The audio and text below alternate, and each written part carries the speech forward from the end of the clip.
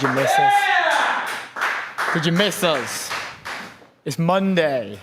We're not warm because these Barber jackets are cool. They're from Valerian, our brand new sponsor. Let's go. Let me hit that. Let me hit that. Let me hit that. Hit it. I'm hitting it. I'm hitting it. Let's go, Valerian. Let your organization deploy AI. You control your data, your agents, your keys. Stop renting your intelligence. Own it. Go to Valerian.com. Let's go. That's Valerian. That's our new sponsor. Yeah, it is. I always get it wrong with the camera. Here's our new Valerian bomber. Looking good. The logo there. I'm wearing my sequel cap because I don't have a Valerian cap, but I have a Valerian bomber I jacket. think we do have a Valerian cap somewhere. Do we? Yeah, I think so. Oh, well, I'm wearing a sequel because I know they're good friends. We've got these amazing barber jackets from them. I'm also wearing Dom Hallis's sunglasses. So Shout out to Dom Hallis. Apologies, you left your sunglasses in here when you were in here. And also your AirPods, which you need to get back. I've not used those, don't worry about it. Why don't we pull What a weekend. Well, let's talk about the weekend. Let's talk. What did you do? What did you go Well, no, I'm just talking what a weekend for news. Yeah, we'll get to that. I want to know about your weekend. Drank a bit of sangria, a bit of rosé. Oh, wow. A few Peronis. Oh, wow. Had a bit of a pool day or pool evening on Friday. Pool evening. And Saturday spent it pretty hungover. But you know, on a nice walk. It was a very British summer weekend. That sounds so I enjoyed it. Amazing. And then I finished it last night with some good friends, bit of Spanish tapas, and some sangria. More sangria. So again, a little bit hungover today. A lot of sangria. Must be for Luke. It's got to be done. It's got to be done. I did not have any sangria. I had an Aperol Spritz. Nice. On Saturday, I had You're crazy. One Aperol Spritz, and I was in bed by 9:30. That was my weekend. But I was at home. I was at home seeing my family. It's my father's birthday today. Happy birthday to you, Dad. He is not an enemy spotted. He is my father. Went back for a bit of family time. Back to the 0161. Back to Manchester. Let's go. Which is very nice. Saw my niece and my nephew, which is good. Enemy spotted. No, they are not enemies. They are my literal blood. Nope. Technically, they're actually. There's like a percentage of them that is your co-founder. Now I think about it, so you got. I'm not gonna do it. I was there. They are 4 and 2. So I'll let them know that you are their mortal enemy next time I see them. Indeed. Enough about family time. Let's talk about the news. Let's pull up the Alex agenda first. Let's just get it up there on the screen. We've got Tejpaul Bhatia coming into the studio live. He will be sat down in the arena with us. Founder and CEO at Nebex. There is a lot to chat with him. Specifically, we're going to go down into the rungs of space. A lot of stuff to do with space from the VC angle. What does the current landscape look like? He's got a lot of experience in that field, so it's going to be a good one to get into the studio. The financial infrastructure around space is actually the bottleneck, and not what you would think might be the manufacturing parts of it or a bunch of other things, the infrastructure around it. But no, it's the financing. They just did a big deal with JP Morgan and I believe Google Ventures. So yeah, it's going to be exciting to talk to him. Actually, I'm really pumped. Love to hear it. We've got Finn Brown coming in next, co-founder and CEO at Aqua Voice. They're going to be coming in and telling us everything about the current voice-to-text landscape. What do they have cooking? They are at the frontier. They've been working on it for quite a while. So yeah, pumped to dig into it with him, especially after we had Whisperflow team on the other day.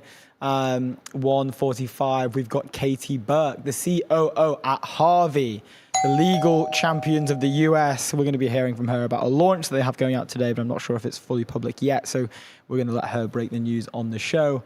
And then closing out the show at 2 p.m., we have Shlomo Kramer, co-founder and CEO at Cato Networks. We're going to be talking about network security in the world of AI and a recent announcement that they made for a dedicated AI hub in Holborn, London. So yeah, pumped to talk to Shlomo. That will be at 2 p.m. for those who are sticking around. But without further ado, Bunch of news to cover before we do that. But we can pull up Airwallex. Levi did a business bank behind with Airwallex, the all-in-one financial platform built for the pace of modern business, multi-currency accounts, corporate cards, expense management, online payments, all-in-one platform. Go to airwallex.com. Legends over there of the game. Boom. I'm going to take these off. I'm gonna And keep maybe mine my on. Valerian jacket. I'm going to keep all mine on all do you day. think? Get super sweaty. All day. All day, every day, especially when we have Tej coming in. Going to keep it on for the guests as well. That's some dedication to the sponsorship right there. What do we have first on the docket? A bunch of stuff. The main thing that blew up the timeline was Dario's tweet. We will get into that, but first, one that's a little closer to home. It's everyone's favorite English founder. It's James Dackham. Let's go. James Dackham. James, we will get you one day. I see you lurking. I see you lurking on the timeline. You've liked a few of the tweets. You've seen a couple DMs. I think you've reposted a couple of tweets as well, James. So, when the time is right, obviously, let's not force it. But I'm thinking this is the start of something. This starts something good.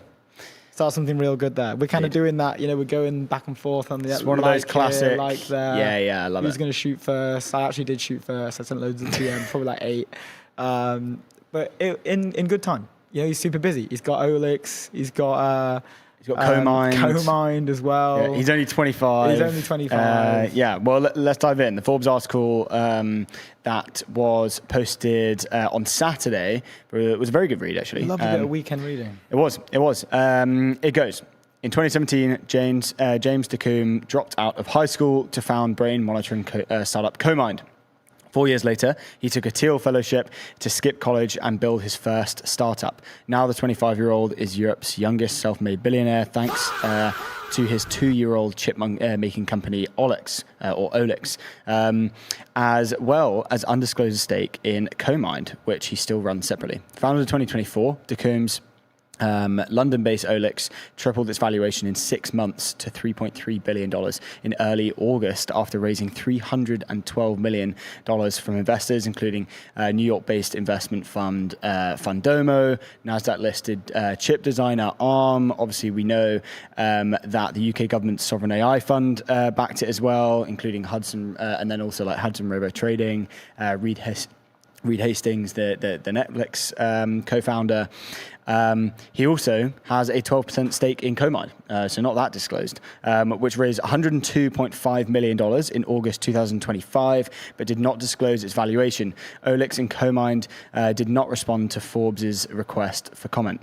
Like us. He kind of lurks around. He's waiting for the... Wasn't you both, Forbes? Yeah. We get it. We know the feeling. Yeah. Don't worry about it. Super chill. Dackham is one of 11 self-made billionaires in the world who have yet to turn 30, and one of just 4 from outside the US. Now we'll go through all of the others, but yeah. Firstly, great article. Love this. Love to see a profile on someone like James. Indeed. London getting into Forbes. We like it. We just like the general PR. We need more of this. Indeed. There's a few more to uncover. There was a great Forbes article of Anton. Like a few months back, they had an incredible picture of him, actually, one that we ended up using, I think, on a graphic one time when they added 100 million Anton. ARR. How old is Anton then? Anton's He's young, no? Because they mention Fabian in this article, but they do not mention Anton, which is weird. Let's find out. Let me read on, because this is where they mention Fabian. The next youngest self-made European billionaire is after Dackham is Arvid Lundmark, co-founder of popular AI code editing company Cursor. Obviously, we know that just got acquired by SpaceX for $60 billion. The Swede came to the US to attend MIT and co-founded the firm with 3 college friends in 2022. Now SF resident Lundmark, 26, and his 3 co-founders all nearly doubled their fortunes to an estimated $2.4 billion on Friday after SpaceX acquired Cursor for $60 billion. Cursor's oldest co-founder, Pakistani citizen Suale Asif, is also 26.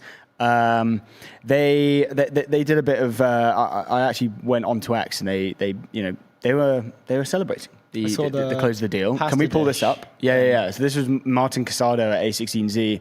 He was like, Cursor closed celebration meal Sunday for 1 hour over $12 pasta, then back to work. Can we get this is them enjoying their lovely pasta on the very famous SF kind of. They're in this like lovely little restaurant with a $12 pasta. Love Can we to see get a it. zoom in? There were rumors on the timeline that About the the pasta was pasta. not $12. Oh, can we pull this it back was up? slightly more expensive. Is that the pasta? Is that pasta? I don't know if that's pasta. Oh, The that's San pasta, Pellegrino. yeah. That's again I mean, not looking pasta. $12, but someone commented saying, "Where is it?" And then I think they were like, There he is. There he is with his salad. I sort think. of caprese salad. It looks Yeah, like that. yeah. I would go. That's $12 pasta. I think there was a comment at the bottom, maybe underneath it. Can you scroll and just see? $12. You guys should be eating freaking nonna pasta in Modena. Just like a Italy. banana used to make it. Oh, that's great. That's really great. Yeah. Steve, good friend Steve goes, only person is having pasta. The others are either having salad or not eating. I love that from Steve. Steve's like, hold on, not that's not. pasta. No, that's not right. Steve, You thank for your guys are service salad on the maxing, not pasta maxing. Anyway, you can pull this down. timeline. You love to see that. A nice celebratory meal, not going too crazy. Obviously, still conscious of the cash. I'm not sure what they made each personally, but Well, conscious of the cash, but actually Multi-billions. pull this up. This is weird. So this is insane. This just like puts into perspective how quickly Cursor grew. We'll get back to the story in a sec. This is probably one of the highest IRR VC investments of all time. Martin at A16Z led the Series A 2 years ago at a $400 million valuation. Now Cursor is acquired at $60 billion, 120x return in 2 years after accounting for dilution. That's 1,000 IRR and a 10-digit gain for LPs. So guys, I'm pretty sure, actually he has edited this as well.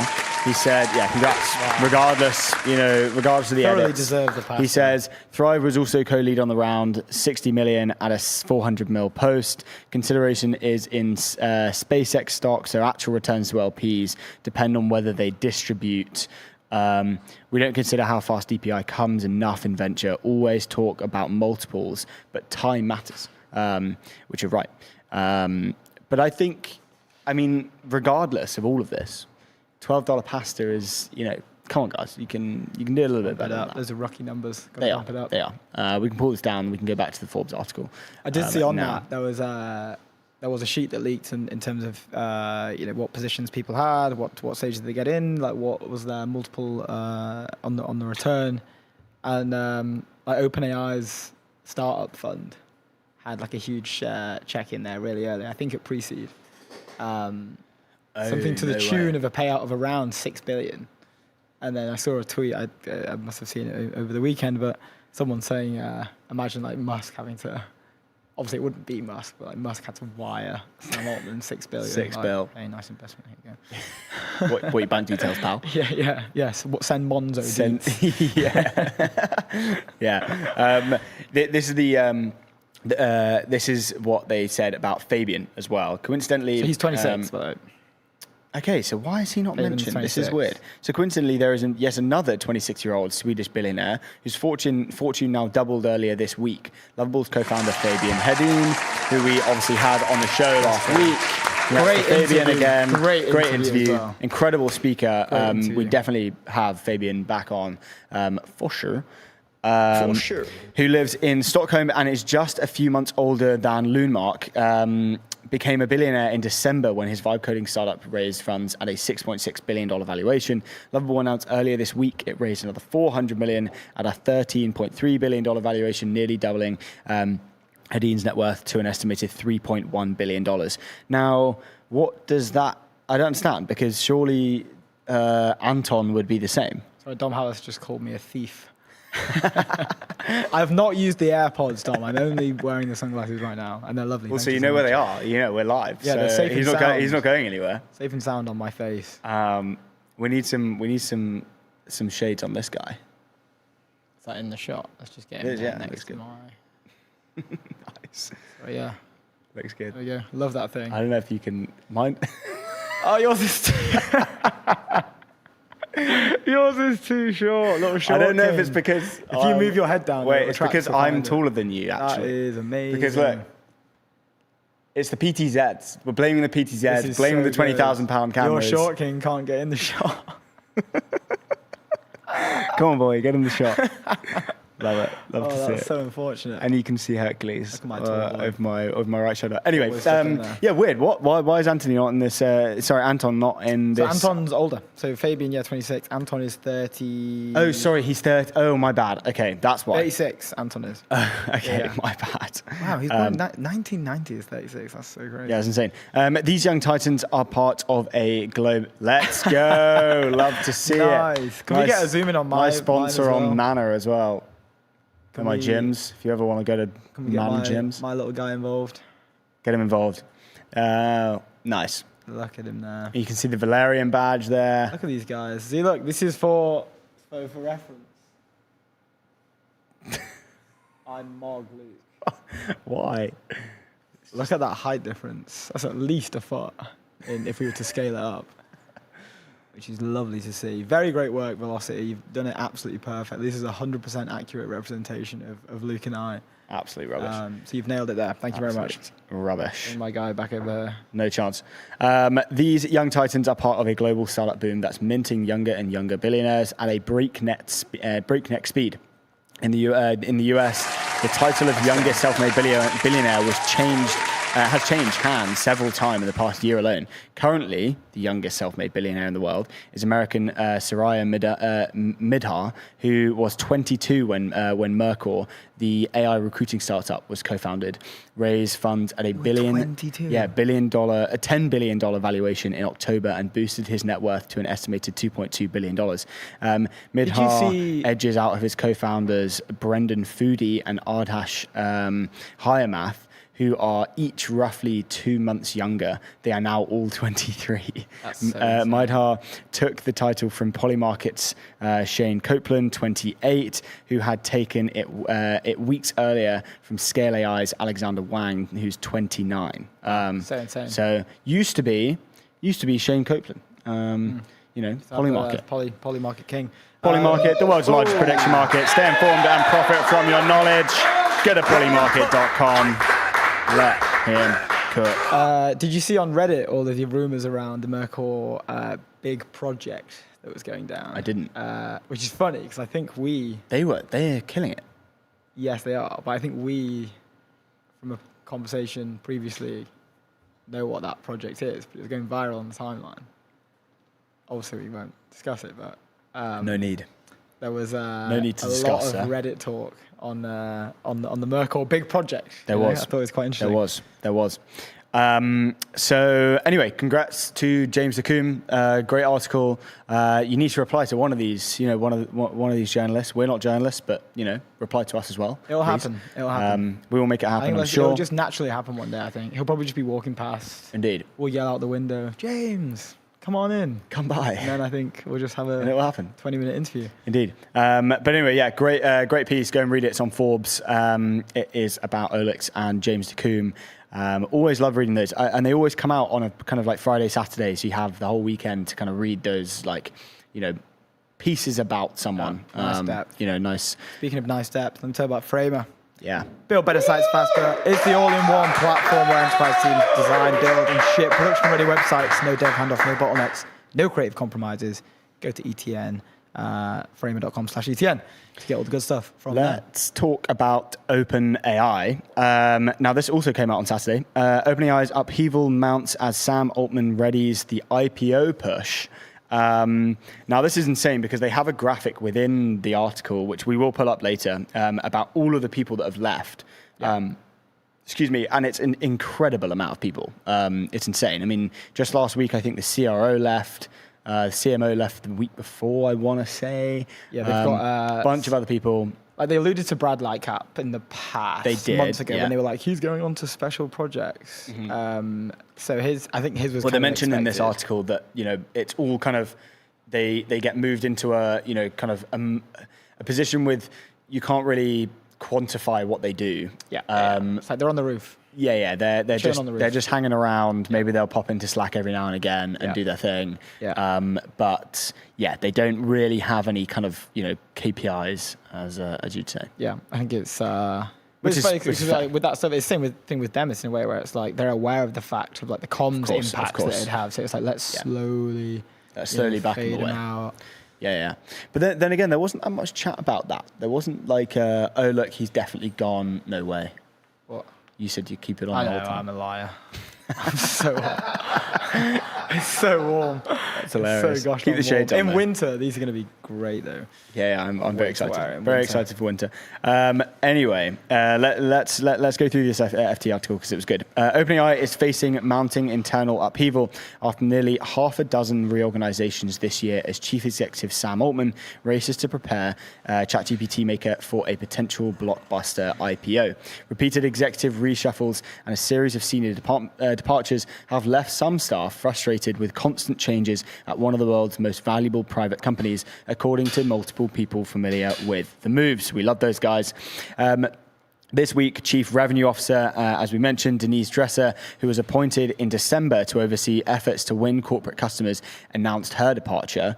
She follows former Financial Officer and Chief Operating Officer Brad Lightcap, as you mentioned, and Ethics Chief Chloe Bacala, who left after less than a year, the FT revealed on Monday. Now, that's already 4 names right there. OpenAI said it was moving at an exceptional pace and unafraid to make organizational changes. Now, I think the way that they've framed this is super interesting. And there's a really funny quote towards the end that talks about a major OpenAI investor is saying, reason they're doing this is because they need to kind of they need to simplify, the kind of org structure before they IPO to make it super streamlined. And it's like, no, guys, they are just leaving. Yeah, I mean, it was very funny. What do you think? First of all, a few things. One, I think Denise was an incredible hire. I was super excited for that hire in particular, just given her background at Slack. And obviously by proxy Salesforce. It made a lot of sense. Why do you think do you think the reasons are different between each, partner leaving or no? I think, yeah. I mean, everyone will probably have their own, reason for leaving generally. Overarching reason. Company approaching IPO, so they would have tremendous cash available post that. So you have to think it's actually one that's pretty bad. Sure. Maybe it's it could. What are the typical reasons, right? Like not enjoying what you're doing. They haven't really vested because they're not there long enough to vest. That's the thing. To vest enough. Well, obviously, they would vest multiple millions. Acceleration or something. I don't know. Yeah, maybe. But why do people leave companies? You're not aligned to the mission. You're not enjoying your work. You're not enjoying your colleagues. There's a better opportunity out there. And then focus on personal stuff or whatever. I know Fiji, she cited medical reasons for leaving, but has also still been very active. She was basically one of the second executives, I think. She was the number 2. Fujisima, Yeah. who ran its applications business, was considered Altman's number 2. Left her full-time position last month after a period of medical leave to become an advisor. But she has retained active behind the scenes, communicating with staff on a nearly daily basis. 2 people close to OpenAI said, she ran the TVPN deal, right? Yeah. But then it was the day after that they announced it that she stepped down. They said she is still puppeteering in the background as what did you say, on the roof? The on the roof is this in the Silicon Valley show. There's a joke that when a company acquires another company for no reason, that the employees just chill on the roof all day. They sunset the product, they kill the product, and then the employees just kind of sat there on the roof. They're just there. They're in the office, but on top. Yeah, they're there, but they're not there. Yeah. At the end of last month, OpenAI has also disbanded its preparedness team, which assessed whether its models could pose severe or catastrophic risks, and worked on ways to mitigate them. According to multiple people familiar with the move, senior staff have instead been assigned responsibility for different areas of preparedness, such as bio and cyber, with existing teams. And the reason I point this out is because this is pretty similar to Anthropic's positioning at the moment. It seems like they're doing very, very similar things in, the wake of their kind of respective IPOs, where they're kind of siphoning off these different verticals, bio being specifically one of them, cyber being the other kind of like flagship one. Bio more kind of the research side, and then cyber obviously I think if you didn't have cyber as one of the verticals, you would there'd be a lot of backlash about that. But yeah, they're siphoning off these kind of verticals that they're like focusing on specifically. It's not AI generally. And then we have a bunch of products to kind of, cater to the masses in different ways. These are our like clear focuses, and that's obviously a narrative thing for for the IPO to make sure that things are more streamlined, things are clearer for both kind of existing investors, the institutional side, but then also if they want a clear, if they want retail investors to obviously pump a load of money into the IPO, they want a clear mission of hey, we are focusing on these specific things, and these seem to be the two that are very very similar between both Anthropic and OpenAI. The bio one's an interesting one because the cyber stuff, it's they're the ones causing all of the problems, so they kind of have to exactly dedicate resources to that. But it's almost the focus on cyber is because of these events that have occurred, like the Hugging Face incident was probably the main one, and we covered a bunch of different ones, like the felony bench trending and all that sort of stuff. But the bio one wasn't necessarily prompted by a certain thing. It wasn't until you're right. The Astra model solved the Erdos mathematics equations that I think after that it kind of.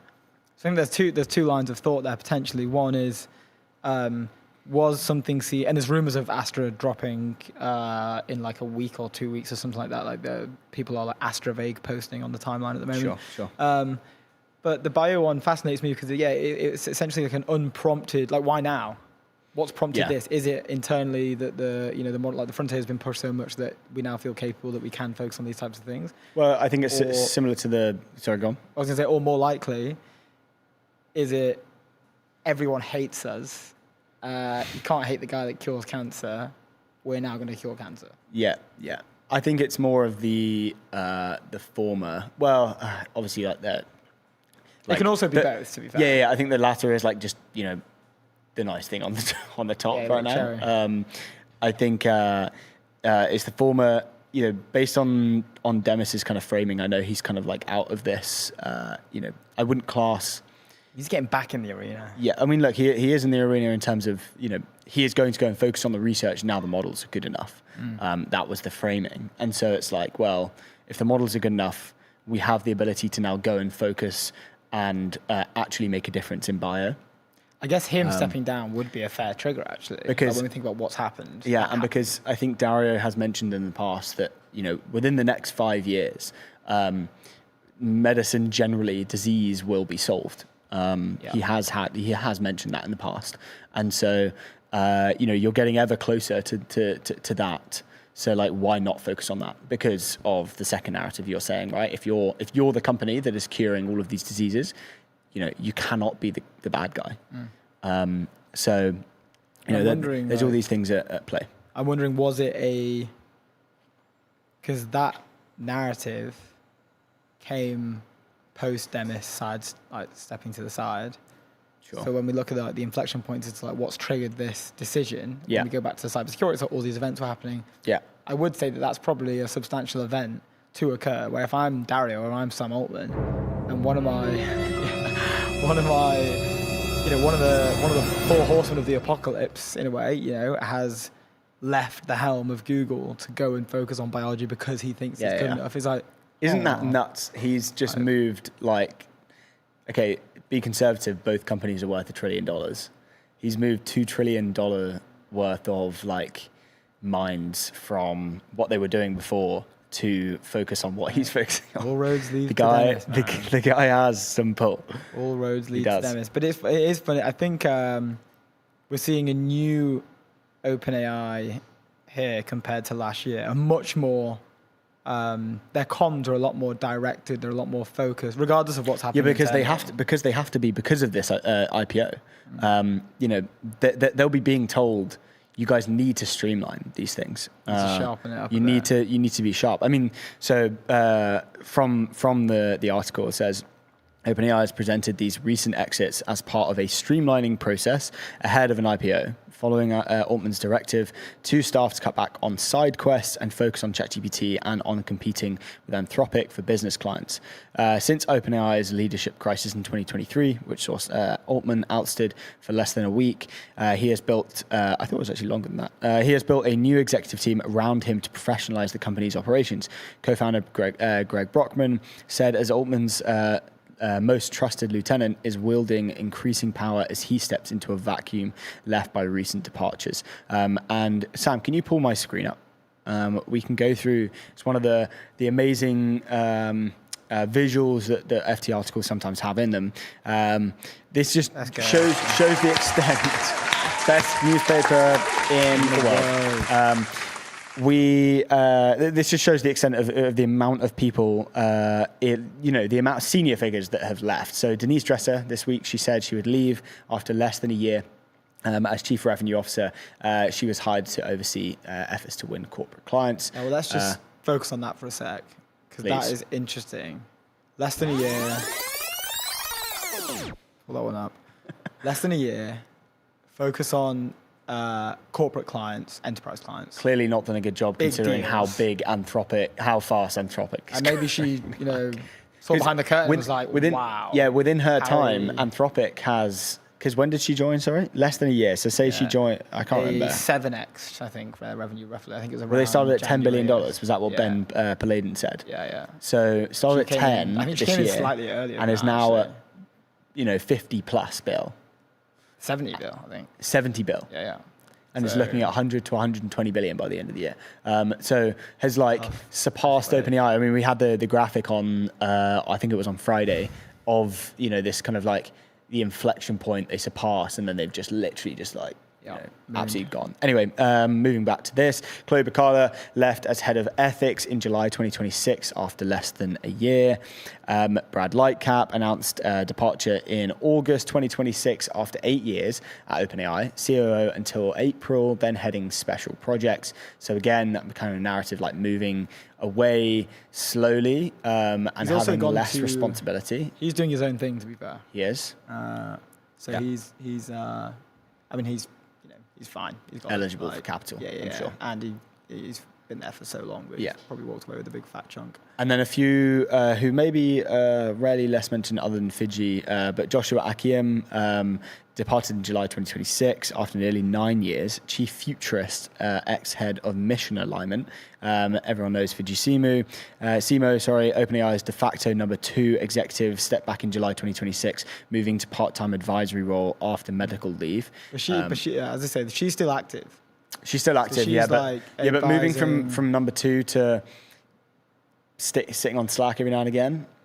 I think it's more than that, though. I think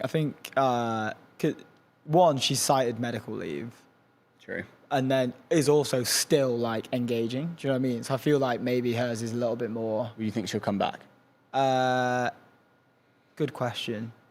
Well, don't know, but I think hers is less. I'm upset with the company and I'm leaving, or I'm worried about Anthropic. It's more like I'm ill, and I'm still gonna go back and forth with you guys, based off what the information. I don't know what behind closed doors. Taking no pinches of salt. Yeah. I'm not no salt, no pinches of salt whatsoever. Kevin Wheel left in April 2026. Ex-chief product officer, led OpenAI for science. And then Srinivas Narayanan, left in April 2026, CTO of B2B applications, worked at OpenAI for 3 years. Sorry, I can't go any further, but you can see him there. So, I mean, the extent, there's a ton, 3, 4, 5, 7. And these are the only ones in the super executive positions as well. There are a bunch more. I saw Nick put out a thread about this. Bunch of people. A week and a half ago. When they were first starting to leak out, I think Brad, and then they'd mentioned a couple others. This is, I guess, an amalgamation of all the seniors They're getting, well, not pushed out, but leave. I don't. Well, maybe they are getting pushed out. I don't know. They're just sort of slowly. Yeah. But then other side of the coin is some of the investors. So like, you've kind of got two sides. Some investors have expressed concern about the rate of turnover and the lack of focus at a company targeting one of the biggest IPOs of all time. One backer characterized the changes as simplifying the executive team. They said, I don't think it's uncommon to clean up the organization before going public. You want to know who your people are, said one investor with a large stake in OpenAI. Some departures were for health reasons. Some is cleaning up. But then again, it all sounds like it's from the people leaving. It's not from the remaining management team saying, we're cleaning up. We're therefore kind of, removing some elements of the conversation, less, cooks in the kitchen. Mm-hmm. It seems like it's being driven from the individuals. Yeah.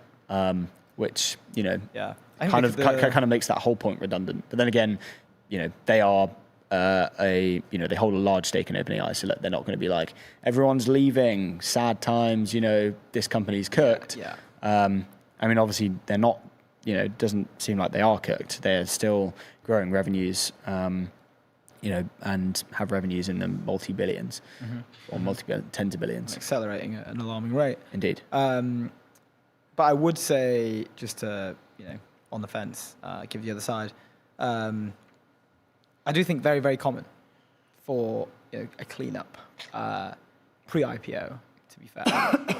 But no, again, very common, but it's being driven by the employees, it sounds like, and senior figures. Like, they're leaving. They're not being told to leave, or they're not being asked to leave. Well, that's what is in the articles. But again, with this stuff, I don't know. I feel but if, you kind of have to... Take it with a pinch of salt. Yeah, and in this one, grab all the salt you can get your hands on. Handful of salt. Because it just, for me, it doesn't make sense with all the money. The IPO coming up. Yeah. It's a lot of cash. It's like literally, it will be an unprecedented financial outcome. But these guys are all... And they're right the helm. They're all post money anyway. Yeah, I guess they so don't care. I think you kind of have to chuck that away. I mean, saying that, from the numbers that we went through for the Anthropic IPO, that it's a lot of money. It's a lot of money, especially for the people that have. I mean, who was it? So, like Brad Lightcap, he's going to have probably just under 100 mil. People that have been there for because Brad Lightcap's been there for 8 years. Obviously, Fiji's been there for a number of years. And they'll all be sitting pretty. Yeah. They'll all be sitting incredibly pretty. Yeah. But I mean, some of them will be prettier than others in terms of, they will have over 100 mil in options. Yeah. And seems like they're leaving it on the table. But then again, I'm not 100% sure. So yeah, it'll be interesting to follow along, and we'll have to see. Anyway, moving on. About base. No, not base. 11 Labs, AI that communicates at a human level across every channel and modality. Deploy conversational agents across every customer interaction and create on-brand content at scale. Get to 11labs.io. Very rare ad clash on the show. But now let me tell you about Base. Base, the infrastructure of the on-chain world. Base is built to empower builders, creators, and people everywhere to build apps, grow businesses, create what they love, and earn on chain. Go to base.org ad to get clash. that done. Let's Very go. rare ad clash. No one was hurt in that ad clash. There's been no fatalities in that ad clash. Thankfully not. Very, very rare occurrence to have an ad clash. Let's dive into the essay written by Mr. Dario Amadei. Okay, yes. Rarely jumps on the timeline, but did this weekend. Do you want to take us through it? Yeah, he follows no one. The man who follows no one. And I don't know why he doesn't have more followers on X. Because he doesn't do anything. Yeah, but I just think that, Jensen made one post and hit a mill. True. Surely this guy is in every single piece of news coming out at the moment. He should have more. Maybe people don't want to know him. Yeah, mate, that's honestly genuinely good point. Maybe they just don't want to follow him. But he took to the timeline. It was off the back of a conversation that hit the timeline from Gavin Baker and also Sholto, who works at Anthropic, around Gavin Baker had been quoted on the All In podcast mentioning that the quote was Gavin Baker, Anthropic believes they could be the only company left in the world, to the point where they would be the only private company because they can just do everything. And it started a bunch of different discourse on the timeline from Sholto, who came in and said, this is completely false. There was a bunch of other takes that Gavin gave, but basically tried to outline the problems between like comms, regulation, and like a bunch of other stuff. Gavin Baker's reply ended up doing 3.3 million impressions. And So we insane. can get into that as well, but it's again just connected to Dario's response because he replies to Gavin in response. But just very, very quickly to note, Sholto comes. It was a very, very sort of good sport argument. They were opposing sides, but they were being very gentlemanlike. Sholto replied to his initial response, awesome response, thanks for coming back with such good faith, and then had a bit more discourse. And then Gavin locks in. Gavin replies, okay, Becky just brought me another gin and tonic and is watching over our daughter. So, and then he hits him with like a huge paragraph on the framing of like cyber as a defense dominant and bio as an offensive dominant. I have to say the first thing that came to mind when I started reading this, when I saw this kind of article in a tweet, man, what happened to X articles? Yeah, I haven't seen one of them in a while. He's done 2 tweets because he ran out of characters. So why not just whip out, one of those X articles and start cooking? Yeah, and yeah. Maybe it feels less direct. Maybe he probably just doesn't care, does he? Probably doesn't even know. Yeah, Probably doesn't even know. I've just read Gavin Baker follows us on X. Thank you, Gavin. We'd love to host you sometime and hear about this. But there were 2 arguments being framed here off Dario's response. He says, thanks, Gavin, for an especially thoughtful exchange. I don't usually spend much time on social media, but I wanted to engage here because it really brings out the heart of an important conversation. And he starts with regulation as the first element, and then they bring it down to AI's messaging and how Dario has played a part in that messaging. You can decide for yourself whether it is doomerism, whether it is non-doomerism, and it's just sort of like realistic. Most of the timeline we're like, hey man, you keep telling everyone that like 20% of the world's jobs are going to get wiped out. So a little bit of doomerism. But he starts off first on regulation. I think that either concentrate it in the hands of a chosen few companies and politicians via regulation or distribute it widely is a false choice. I know that there's sort of a Silicon Valley shorthand where regulation equals regulatory capture, which is what a lot of people are worried about, equals concentration of power. But I've also found this to be an overly simplified picture of the world. Many people outside this bubble think of regulation as something that constrains corporate power and benefits ordinary people. I don't necessarily agree with that perspective either. Rather, I think it's complicated and really depends on what the regulation consists of. In particular, I think that those in the regulation equals regulatory capture equals concentration of power frame often underrate the decentralizing power of objective and fair institutional processes. A crude analogy is that the formal court system can sometimes feel stuffy and elitist, but it does a much better job of defending the rights of vulnerable individuals than the alternative mob justice. At their best, institutions can vest power in ideas rather than people and thereby decentralize that power. So an argument, it's kind of counteractive to what Musk was saying, Zuck, every time. Zuck was saying the other day in terms of we should try and avoid the future of AGI should not be sort of contained within one institution. We should try and decentralize the power of AI, and we should, if we do get to a point where we've centralized it, then that's incredibly dangerous. But what he's trying to say is, it's the regulation is actually, if done right, can be a good thing for the wider models, not just the worrying thing is you hinder the top labs and their speed, but then by proxy you're also hindering all of the other labs and open weight models as well.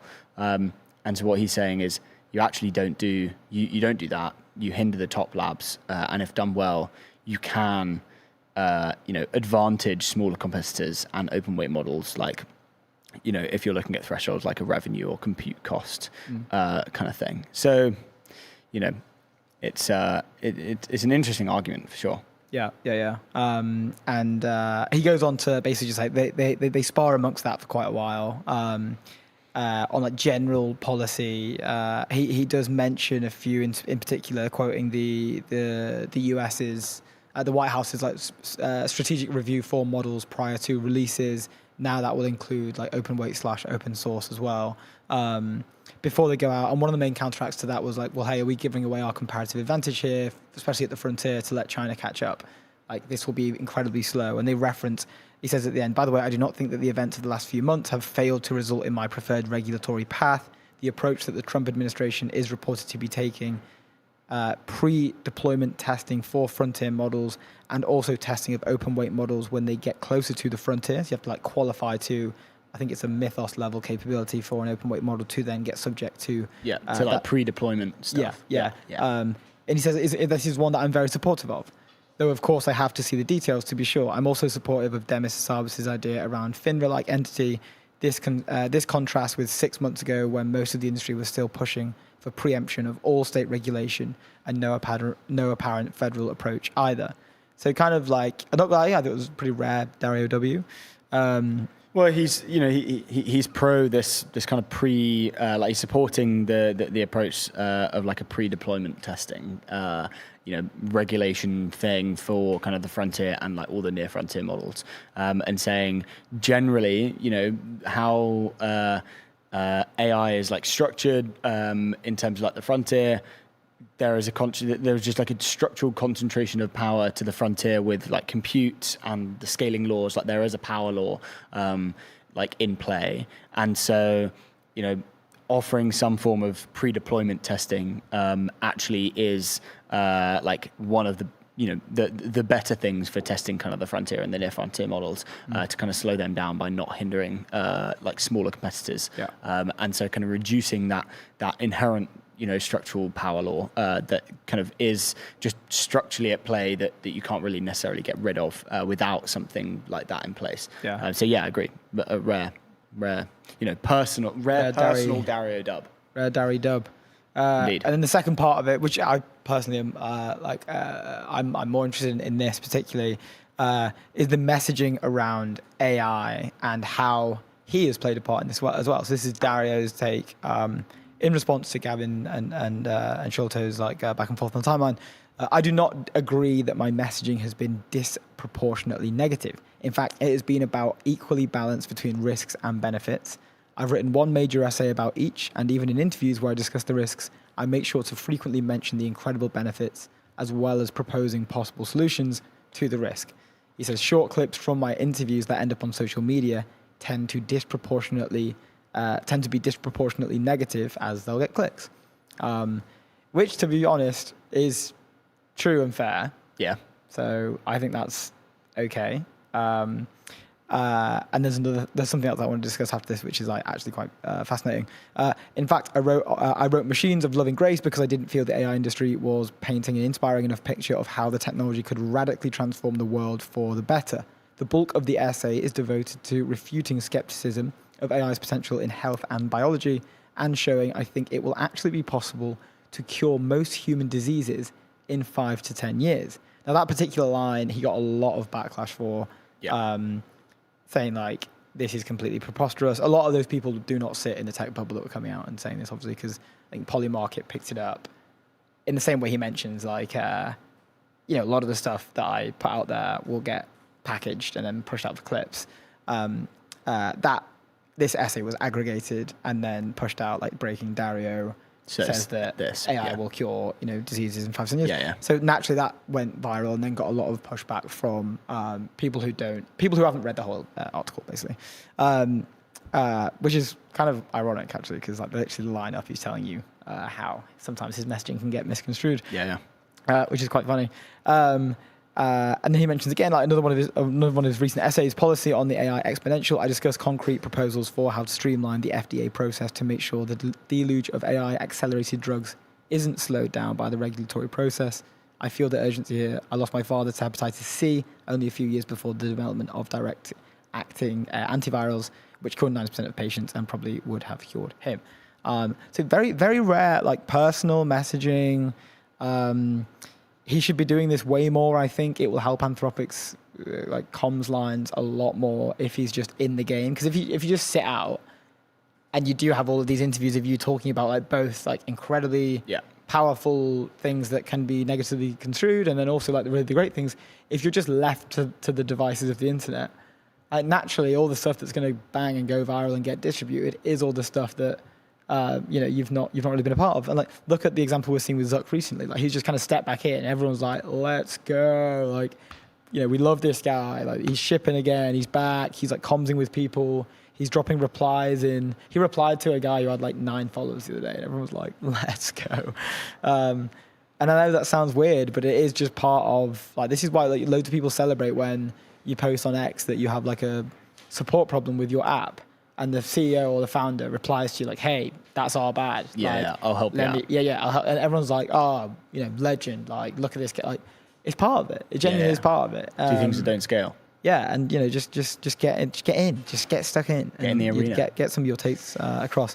So I think what was most weird about the second part of this like article was he was kind of framing it like he was saying like a lot of the public skepticism was about was kind of framed from like a long-term like issue of trust within like tech and like technological kind of like organizations and institutions.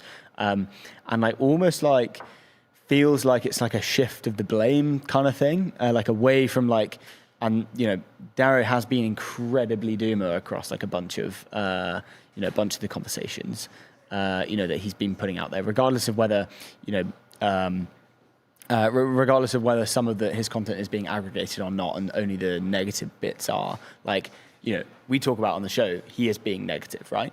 And so it's kind of like a shift away in saying like there's a structural like long-term crisis of trust within the public, and is kind of saying, hey, like I can be the one to make that better, because Anthropic and general AI, of which Anthropic are at the frontier right now, can solve disease in the next all disease in the next 5 to 10 years. So it's kind of like swinging away from this like inherent trust issue and bringing frontier AI back into like the hands of like a real person who's going to go and like like a biologist, as he mentions, like I used to be a biologist, and so kind of really like takes that argument and puts it on its head with biology in kind of like in the forefront. Mm-hmm. I don't know. It just feels like if you look deeper into it, it feels like quite a way to kind of like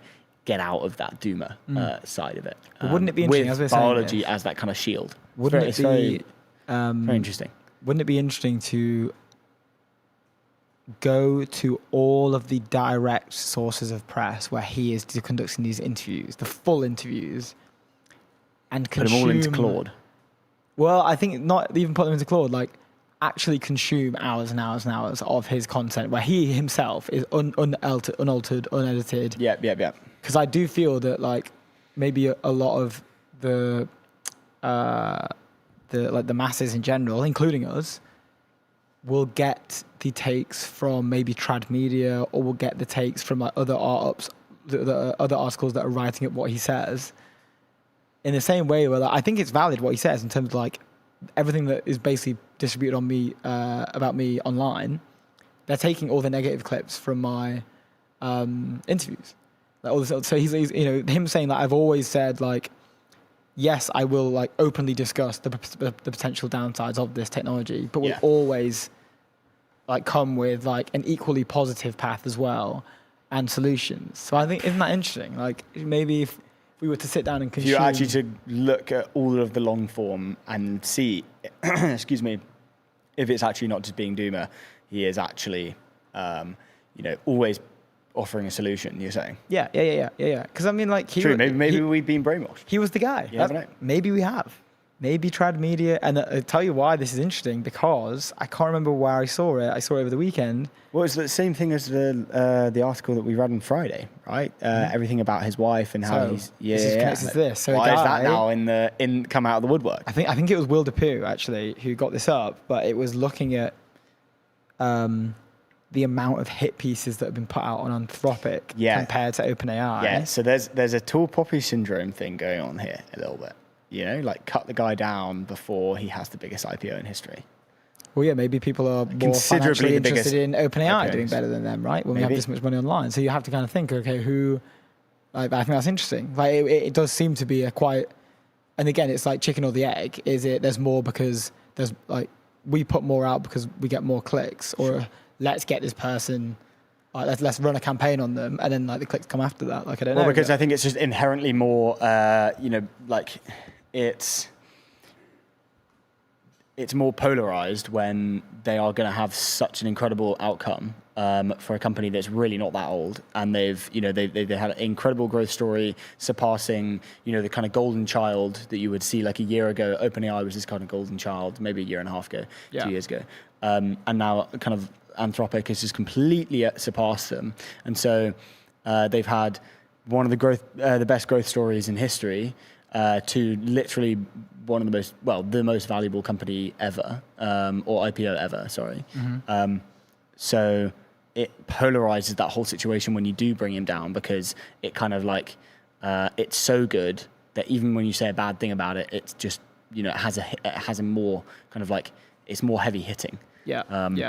Yeah, it's interesting. I found a tweet on that, and we can go over it. Let's do it. Shortly. Oh, maybe not. Just wait. Maybe. Is this from Will Depew? So he came in. Well, we could probably pull it up now, to be fair. Let's do it. Let's do it. We have 2 minutes. This is from, I don't know how to pronounce that name, Sibian, Sobhan. Sobin? If we can pull up my screen. Maybe Shohan. Maybe Shohan? Yeah, Sohan. Shohan. I don't know. Anyway, at Shohan_Najad is discussing in a way what we're referring to here. He says, I think this is an unpopular take, and I don't have actual evidence for it, but my gut sense is over the last 6 months, there's been a seriously targeted PR campaign against Anthropic and specifically Dario. If you go back 6-12 months, OpenAI was being torn apart. We covered all of that, a load of accusations internally, misaligned mission statement, a lot of doubt. Anthropic were the good guys, high integrity. Dario was the guy writing the lengthy essays, future of AI, holding firm against TOW. But then over the last 6 months, suddenly an outpouring of negative press sentiment completely shifting on Anthropic. Scrutiny is well deserved, but the amount of negativity across the board generally feels kind of coordinated, with almost no real negative press against OpenAI in the same period. I know this is total tinfoil hat, but it is genuinely my impression of what I've seen online, and it just feels strange to me. And I think I completely agree.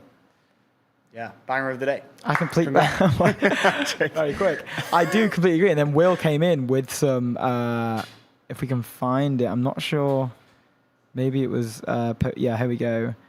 It looks quite possible. Just ran it on GPT Work, and then here we have a sort of example of like the mathematics between.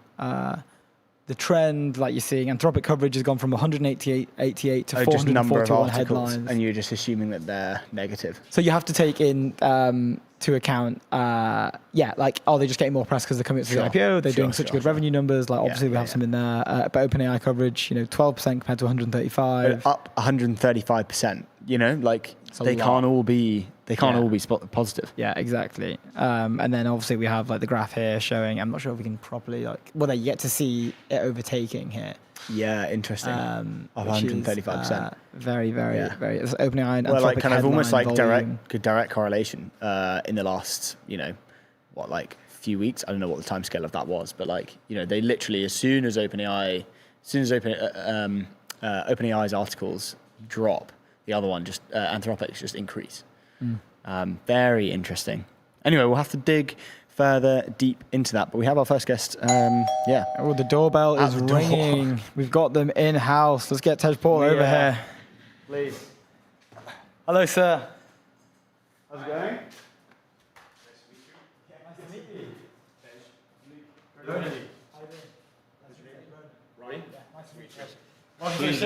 Please take a seat. As you can see, we are live right now. Welcome to the European Technology Network. We have a bunch of stuff to discuss with you. Thank you for joining us in person as well. Really fun to have you in the studio. Apologies about the temperature. It does get quite warm in here. It's all right. But we're working on it. We're in a studio. We have aircon. I'll put this mic here. We'll have to instruct you to speak into the mic. Some of the guests sometimes forget to do that. But to kick us off, why don't you introduce yourself briefly, and then we have a bunch of questions to get through. All right, great. Well, thank you for having me. Thank you to the audience. My name is Tej. I'm CEO and co-founder of Nebex. Nebex is a commercial exchange for cross-border space procurement. So when governments around the world need to buy commercial supply from companies around the world, it gets complicated. Yeah. And by being a trusted counterparty for all sides, we can manage that complexity of cross-border transactions. We can ensure milestone payments, and we can provide trade finance and cash flow solutions that haven't been possible in space before until now. Nice, amazing. I have a question straight off the back. You go. What are the volumes looking like compared to a year ago? Are things just like spiking through the roof? Like? Yeah, you know, if you follow every dollar back to its source, for the most part, it goes back to a government budget. So that market, and we don't have to estimate any of this. This is all publicly available data. In 2026 is $138 billion. And that's significant growth over the last 5 years. You'll see significant growth over the next 5 years. Yeah. And I'm just talking about space agency budgets. Okay. Wow. When orbital data centers, pharmaceuticals, in-space manufacturing, and mining, asteroid mining come about, which I actually do believe is within a decade, those numbers will be astronomical. Yeah. Pun intended. Actually, not intended. I don't know. I was kidding. No, it did not intend it. It happened. But the 138 billion, the interesting piece of that is we've seen significant growth over the last 5 years. And majority of that growth, in terms of demand, who's spending the money, is outside of the United States and Europe. So all new growth, all new demand is coming from other countries. Interesting. Yet 85% of all supply is concentrated in the United States and Europe. Right. So that dislocation in the market adds up to a $70 billion annual export gap and growing. So that money should be in the hands of startup founders and space companies that have the capabilities, while also creating those capabilities in those other countries. And we have the opportunity to make that happen this year. Okay, so is that the reason why you believe that there isn't like an engineering problem, there's a financial kind of problem here in terms of the infrastructure, because there is that, capital arbitrage there, but it isn't getting into the right hands when it needs to? Is that right? That's probably Okay. 100% accurate. Okay. I think the problem, though, isn't engineering, isn't capital. I think it's political. Interesting. Okay. And what we want to do is make it not a political problem, but make it a money problem. Yeah. Because there's way more capital than... Considerably. I think space people just don't understand. Like, the problem is not access to capital. It's access for capital. Sure. And the financial institutions, sovereign wealth funds, private investors, they want that money to go to work in really large volumes. And 138 billion a year, that's a high transaction volume. But if you actually break it down to the atomic unit of space, a launch, that's about $100 million. Yeah. That really doesn't get many financial people excited. At scale, for sure, but one-off bespoke deals, which is every single space deal, is going to be very difficult for the financial markets, the capital markets to understand.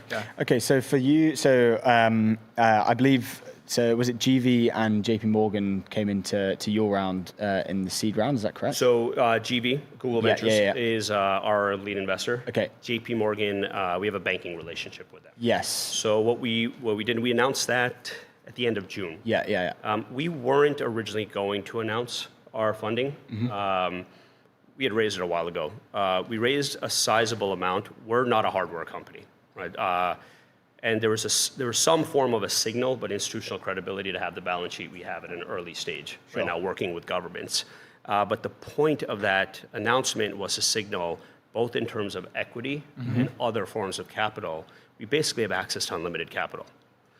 The beauty is money is not the problem. The challenge is money isn't always the solution either, right? I can give all the money to the UK government and say, look, no taxpayer money is going to be us. We can do the right thing, build infrastructure, drive a ton of value to the UK tech sector. They could still say no.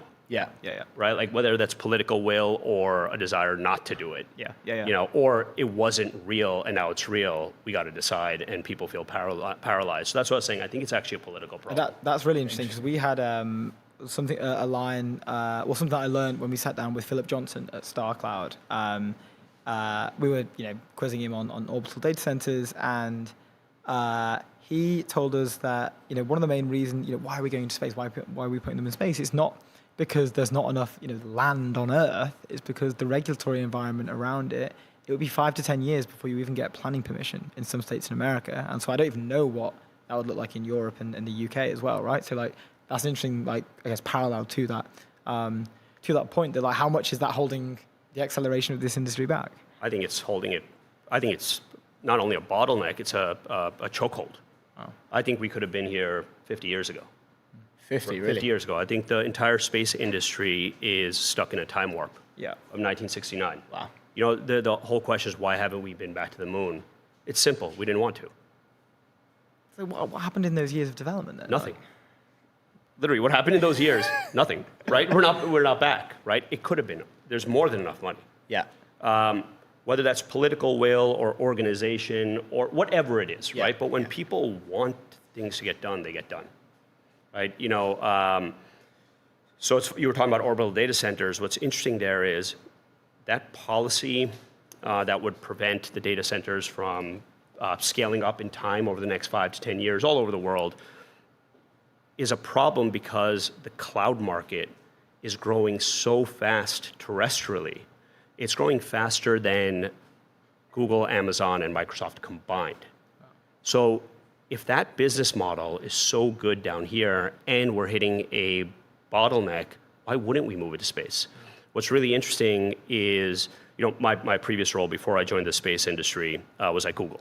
So I went from Google to Axiom, got to send up 16 astronauts to space, childhood dream. I launched Nebex. We didn't announce it, but word gets out that Google's investing, and everyone immediately assumes I'm building an orbital data center. And I'm like, that's not sexy. Sending astronauts to space is sexy. Yeah. Space finance isn't sexy either, but it still somehow ties together. But what's interesting about the orbital data centers is the argument that people are having are like physics arguments or engineering arguments. Nobody's talking about the business model. Yeah. But that was sold 50 years ago. Yeah. Interesting. Okay. I want to just move the conversation over to Europe for a sec, right? Do you think we need we talked a bunch to a bunch of people working in space and founding companies in space, and they don't really necessarily mention about European launch capacity. They mention about actually having the procurement and the financial infrastructure to be able to build on top. What do you think needs to move first in the European ecosystem for space to kind of get it to where it needs to be when we are able to do everything that StarCloud are doing in space and a bunch of other companies? Is it better launch capacity? Is it building new markets to be able to facilitate the financial growth and actually be able to take the money that is there already? What's your take on that? Yeah, so I think you said it in the last two parts. I don't think it's about launch. Yeah. I think it's important, but we don't have to worry about that. Now, I'll speak from a European context. I'll speak from a UK context. Yeah. Actually, I'll even speak from a London context. So access to new markets and business model innovation. So the beauty of space and it being stuck in this time warp is we don't have to guess on the market, a total addressable market, a total serviceable market. Don't worry about that. We know it's there. Yeah. We know the dollars. Sure. Of that 138 billion, less than 7% is launch. Okay, so where is all that money going? Yeah. It's going into the payloads that go on the rockets. Right. The hardware, the integration, the people, the science, the data, the research. So that's where all the money is.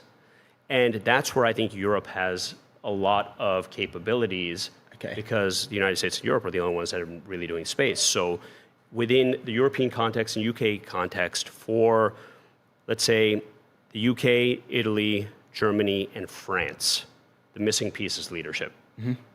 There's a giant void in leadership right now, and people have to step in. I think the legacy space countries, I would add outside of Europe, Japan and Canada to that. Yeah.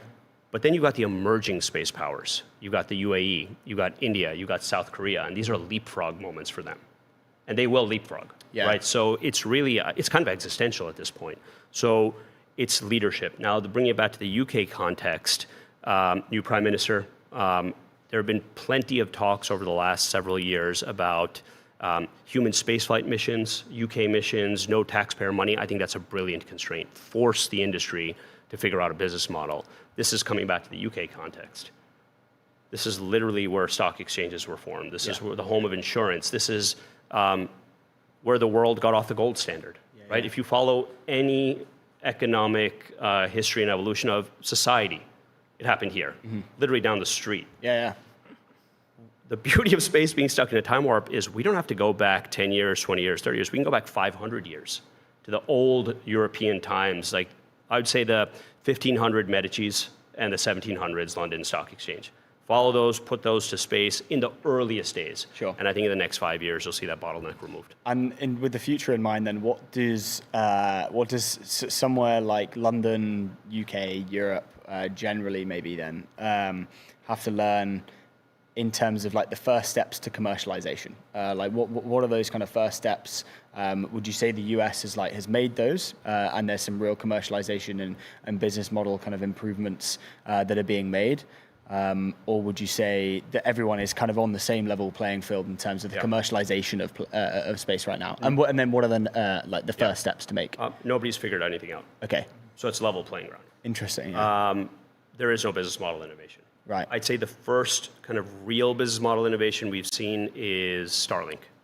Right. So SpaceX, with their launch contracts, got to the point of reusability. Yeah. And now the Starlink business, they make $1 billion in ARR for every 1 million subscribers. It's innovation in the sense that it's taking an existing telecom model and applying it to space. That's all business model innovation is, right? Yeah, There's 7 or 8 business models. Yeah. Everyone talks about Netflix, and they took subscription and put it on movie rentals. Yeah. Right? Like, we can do that exercise, and we'll find it. So we've seen it now with telecom, and I'd argue a little bit of media and data for SpaceX and Starlink. I don't think there's a single other space company that has a business model. Government contracting is a business, but we're talking about venture capital. There's 1,030 investor-backed startups, space startups in the world. 499 of them are growth stage, Series A or beyond, 19 are unicorns.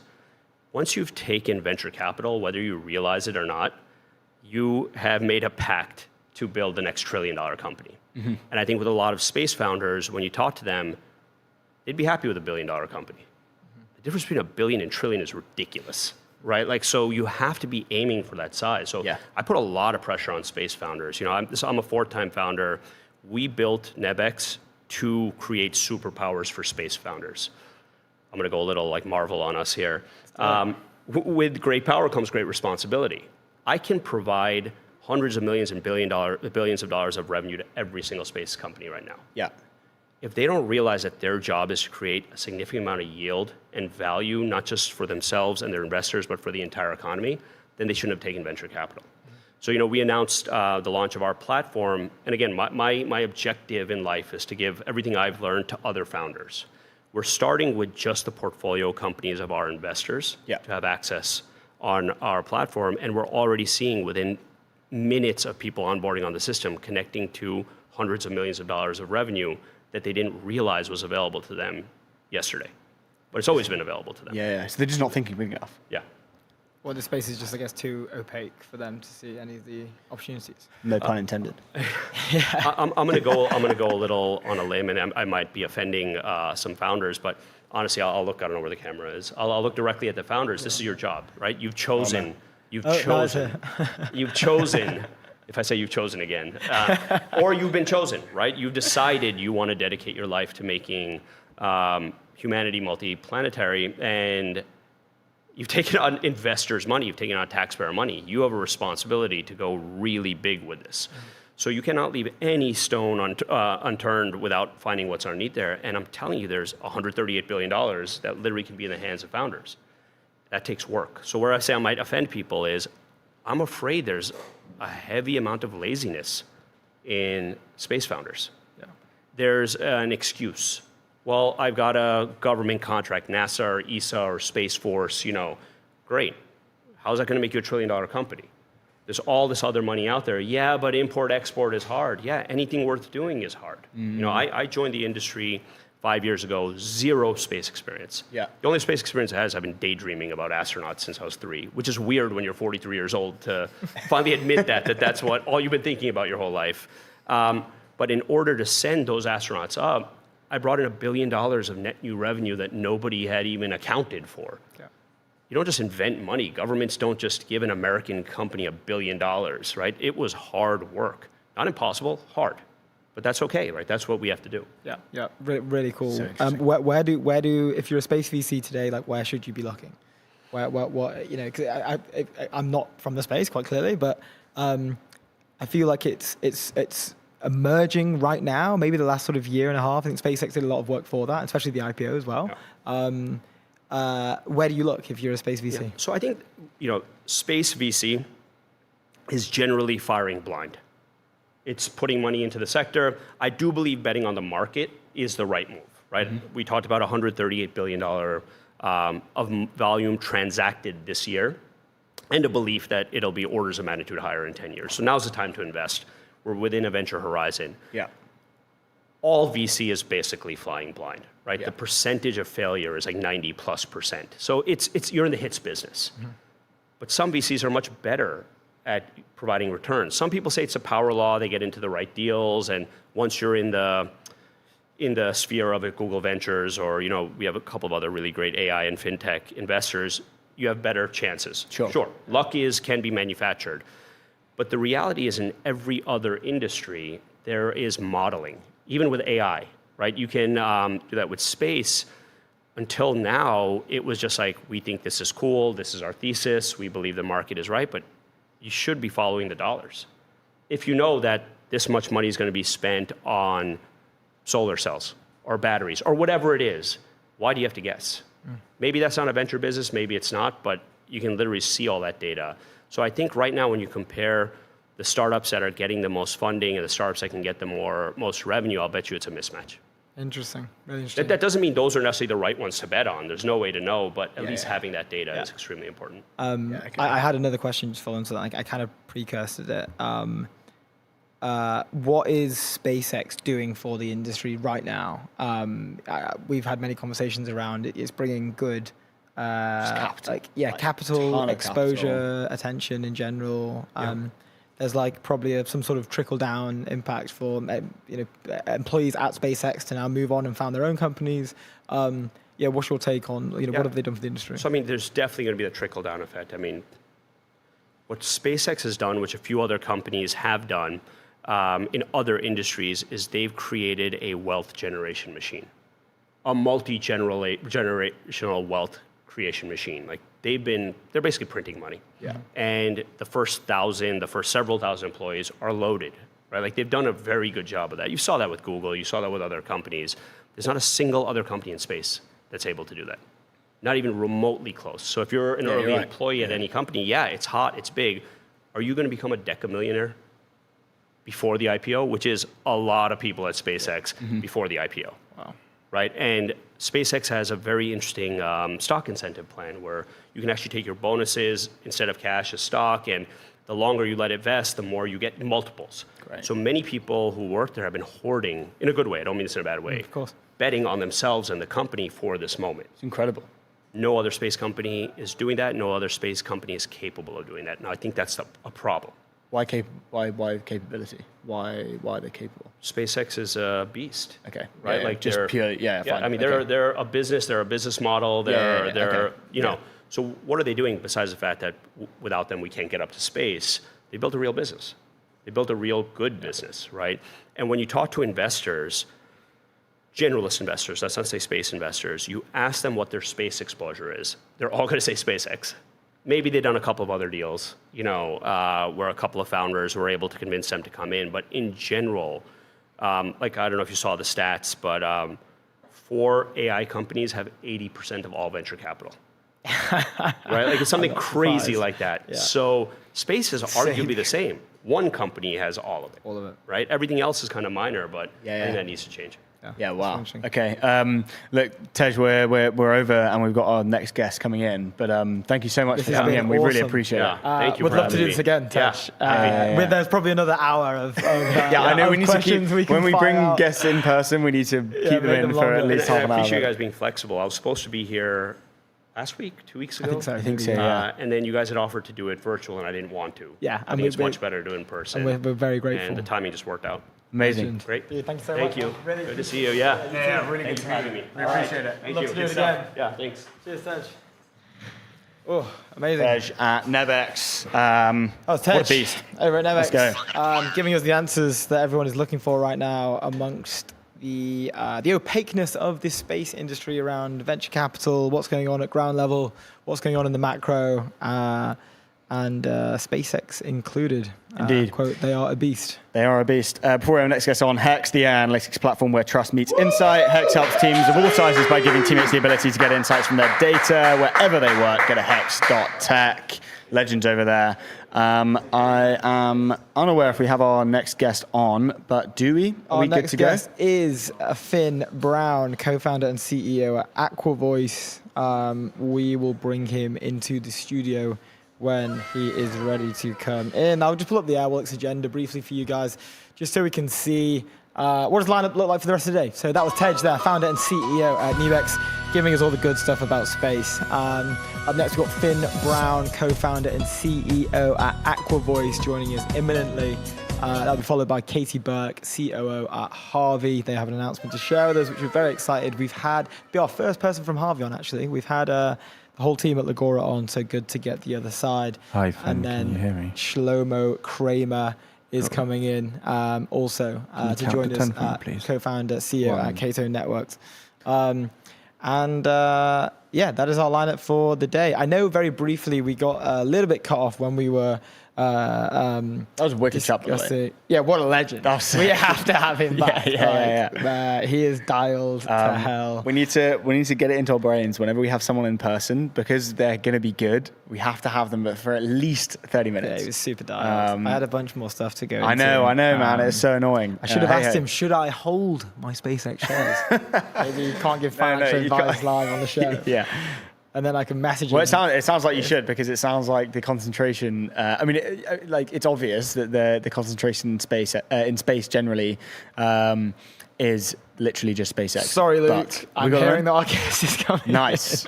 Let's do this. Let's get Finn on the show. CEO, a co-founder at Aqua Voice. Finn, welcome to the show.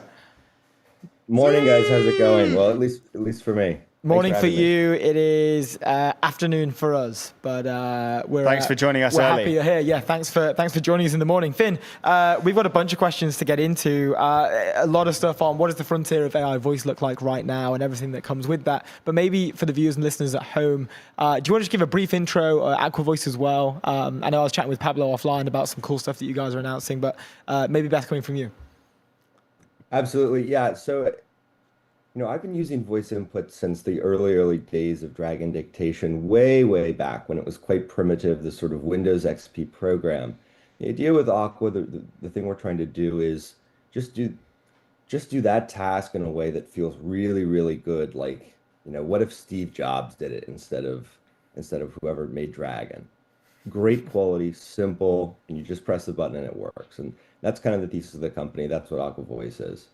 And then maybe hopping into where you want to go. Voice, the progress is now kind of back. It was in a winter, and 2026 has been a really active, healthy year. GBD Live's kind of the big one, but there's a lot of other stuff happening where it is meaningfully different than 2023, which I'm not sure you could say that of 2025 in terms of voice AI. Yeah. Is that technicals? Is that just how good these models are getting, and you're able to, because one of the most interesting things when I was kind of reading up about Aqua Voice was your dictation, dictation fails generally because it's just transcribing words and it's not like going deep into the meaning. Is that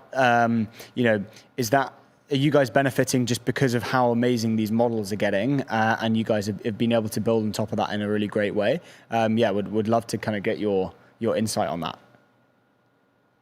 Let's say 20% is the models getting better, and you can just sort of slot them into some task you were doing before. Yeah. And 80% is really applying the same idea that scales out in some other domain to the voice domain, and it sort of works there.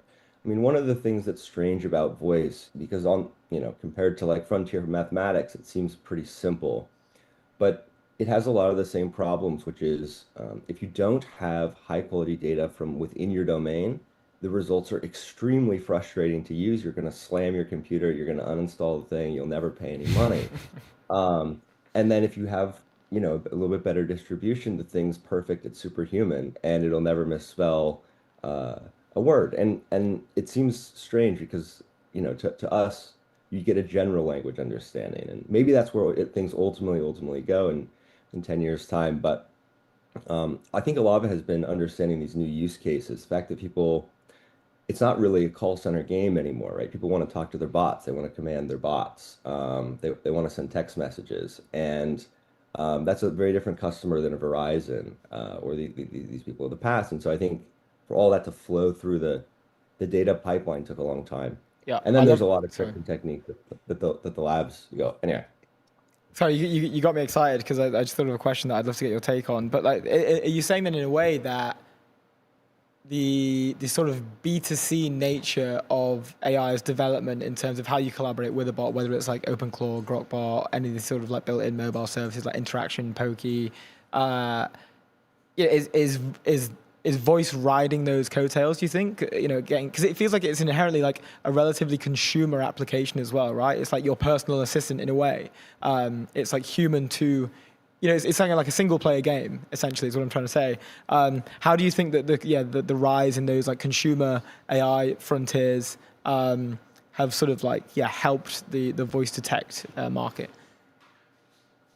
Well, it's essentially a brand new market versus before. I mean, if you think about the enterprise customer of the past, it was a doctor, it was a lawyer, and now it's the younger you go, the more you see voice used. It's part of the vibe coders toolkit. Yeah, it's really one of the only ways you can keep 5 or 6 like agentic streams going at the same time. Is you sort of have to dump stuff out with your voice, and maybe per token it's a little bit less dense, but the energy to generate it's 100 times less, and so that's totally optimal. Yeah, really interesting. How did you guys like practically? How did you guys kind of change like the accuracy of Aqua Voice and the product to understand more technical, vocabulary and code? Because I think what you guys are doing in terms of like, really focusing on making sure like the quality is there on, in that area is like really interesting. And I think a great move, especially with where the industry is going. So would love to understand, more of that. That'd be interesting. Yeah, without going into like trade secrets or whatever, you want to, I would say, start by looking at what was used to train something like a Whisper, some 2022 OpenAI model, these other things. And you can actually dig in. You sort of go line by line through, okay, what's an input? What's an output? Who wrote the label? It's a lot of audiobooks. It's a lot of weird earnings call transcripts. And so, you can kind of infer from that, hey, maybe you should get something that's a little bit more relevant. If it's going to be a lecture, maybe it should be a technical lecture. Sure. If there's a bunch of, open domain stuff on podcast feeds, people talking about React libraries, maybe that's interesting. And then how exactly you use it, how you squeeze the most juice out of it. You have to play with that. It hasn't always been totally obvious to us, but we've been able to squeeze a lot out of it, but particularly in this technical domain.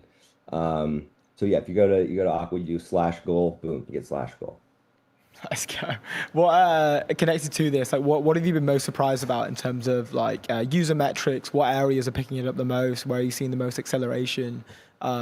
Is there a specific one that seems to be popping off more than others, or Well, I would say it's the speed of the change of the number one app. Basically, within 12 or 18 hours of a new frontier model coming out that's seen as superior, it's a sort of whipsaw change in terms of where people use stuff incredibly rapidly. Probably there's never been something quite that rapid before. And no, I mean, Aqua, it works everywhere. The context engine is sort of application independent, but it's mainly used to drive these bots. And a weird one we forget now, but OpenClaw had its moment in February or something, and it did make it to number one if you actually add up all these different surfaces that people. And then so it's gone down, and right now it's Anthropic, but we'll see with the new Astra model, maybe it'll whipsaw again. Yeah, we're seeing vague posting on Astra's release. People are saying next week potentially. I'm not sure if you've heard anything, but the Anons are saying next week vaguely. Hopefully. It's pretty healthy right now. It seems pretty healthy. Yeah, yeah, we'd love to hear it. Give us some idea of like what you guys are pumped for internally right now. What's the core focus? What's the North Star for you guys over the next 6 months? Where's the maybe obviously like Astra model potentially helping out, but what are you looking forward to? Well, I mean, voice is a very fun sort of complement to this entire new workflow that we're all walking into. And in some sense, what it means to be an engineer or a founder or do any of these jobs is changing a lot. And we want voice to be a part of it. Yes, it should make you more productive. It should also be kind of fun. It should have a rhythmic element. It should be like working with people. And so obviously we want to, continue to grow the business and whatever, but I'll tell you one thing I'm very excited about. Do you remember in Harry Potter when he's trying to cast Expecto Patronum and it sort of takes a few tries and maybe he does it once and then it goes all caps and then it goes all caps italic. Voice input does not work like this. Does not matter how you say it. Does not matter how you say it, but maybe it should. Okay. Well, that's the thing that you're most excited. Yeah. So this is an internal. The way so not just the words you're saying, the way you're saying them. Okay, interesting. How do you do that though? How do you adding emotion to it in a way, right? Like how does that? Yes, yeah. Yes. Well, I don't want to say too much about that yet, but I think voice is a very, very rich medium. There's a lot of data there. Yeah, and there's a ton of so it is much. thrown. Yeah. Yeah. Well, what do you think people are? Sorry, I'm blanking on the word. Like underestimating about voice. I feel like it's not in as much of the context as we see on a day-to-day basis as maybe it should be. Do you think that people are like the masses? I mean here, like people that sit in the bubble, right? I don't think it's reached non-techies yet, which is super fair. I think most of the conversations we're having now are bubble specific, and I say bubble in a good way. What do you think people are underestimating about it? Voice seems to have this natural cap where it can't get better than perfect, and therefore is somewhat less exciting than frontier math, where theoretically, it can go way beyond human understanding or something like that. And for that reason, I think people think voice is actually less Star Trek-y than some of these ASI ideas. I see it a little differently. I think voice is sort of on the natural pathway to a little bit of a transhumanist situation. It's sort of the interface between the bot and the brain, and that there actually is a superhuman pathway there too. Now, that is a very in the bubble type of answer for why voice is important and why being able to understand emotion and all these things is very important. But that's how I see it. And that if you have this internal concept of having something like a will, okay, well, how does that get expressed in the world? How do you express that to the bot? Is it really just going to be the words in the end? That's a little bit the philosophy behind, I think, why we want to keep pushing this forward.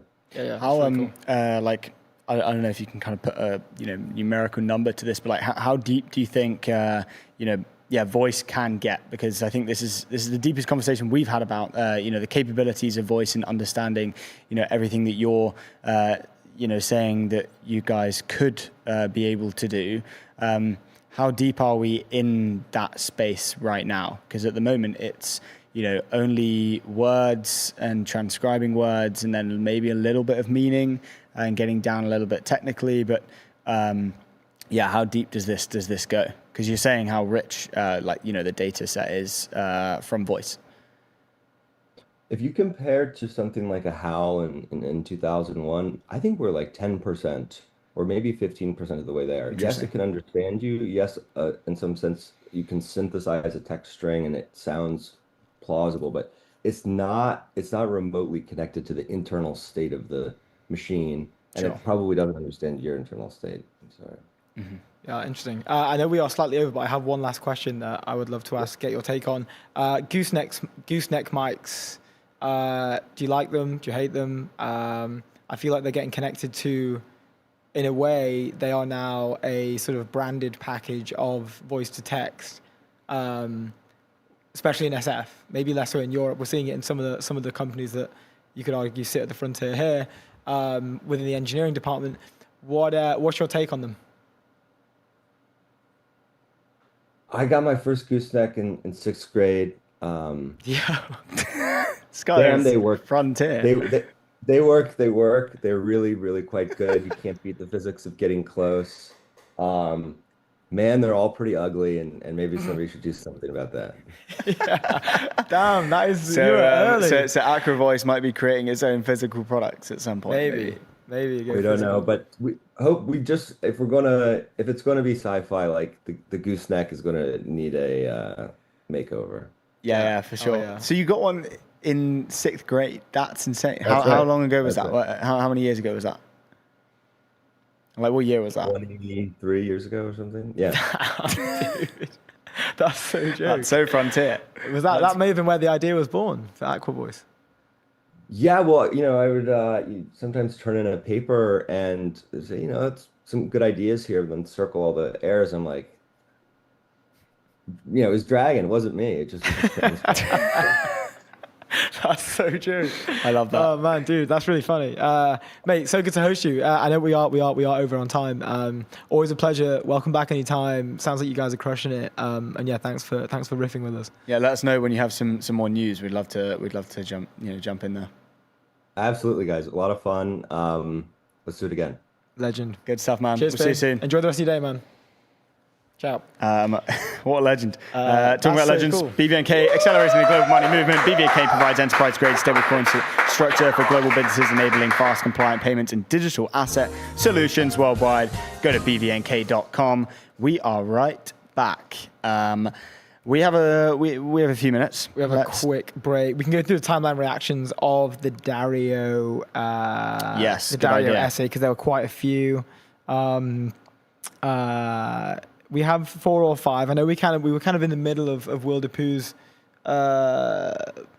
positioning on, like, is this a hit? Is this a strategic hit? Sure. I think we did cover that enough. I do kind of believe that it is.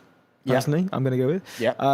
But this was from Prinz at Deredlerit with a 3 as the E on the end there. Prinz. The pacing the frontier letter envisions, or at least Anthropic's preferred implementation of it envisions, modulating the pace of the very best models while not constraining those who are catching up. I have come to believe that the Frontier Labs no longer view China as a serious player in the AI race. This is a mistake. We've had so many conversations recently specific on what's going on over there in terms of, I think a good indicator really will have a natural lag time is how big are the funds that are only focused on funding these type of companies like a Kimi. How big are they raising at compared to 3 months ago? Mm-hmm. How much money is flowing in from their side? It's kind of like it has sprinkle elements of like SSI, right? Where like they don't raise any money until there is a time when they have a product ready. Like there is an inkling of a product, and then they go raise the $5 billion. Bam, they come out of nowhere. And I think it's similar to that. If you like. That is the most strategic way to play it. You build where you can without the money that you don't need the money to build to a place that's pretty close, and then you go raise the money to get there and even beyond. So yeah, you're right. I think like the money is following, and I agree. It probably is a mistake. Like I can't remember who we talked to. I want to say it was Sam Hogg, but maybe not. About how like China aren't even speaking about there isn't even a conversation. Who was it? They were in. Sam had some takes around. Sam Azim. Had some takes around. Just the came back fact from that China and was like, they're not even talking. Like it's not even in the conversation. They're more focused on locked in. competing regionally. Locked in. Yeah. Exactly. But by proxy, the region generally might just overtake. Oh yeah, well they have someone to compete with, right? Yeah, power, and right. Competition is good, but global competition, there doesn't just need to be global competition. There could just be regional competition, which pushes them enough, which actually makes them even more of a threat from and the also US. Steve over at Silicon Data gave us a really good indication. Like China are accelerating. Yes. Like they are accelerating incredibly quickly. Do not just sort of don't underestimate them. Yeah, and I think the framing of let the competition. I think it looks like it's trying to look like it's a good thing, and we're letting the smaller labs and our competitors kind of get better in terms of their competition, and get better in terms of their models, and we're not slowing them down, but we're slowing the frontier down and kind of creating this. We're diluting the concentration a little bit. But realistically, by diluting the concentration, you have someone else in a completely different world, potentially overtaking you, while you're pacing the frontier. So, yeah, you can act both ways. Careful. Be careful. Be careful. I've got Lulu Cheng's up here.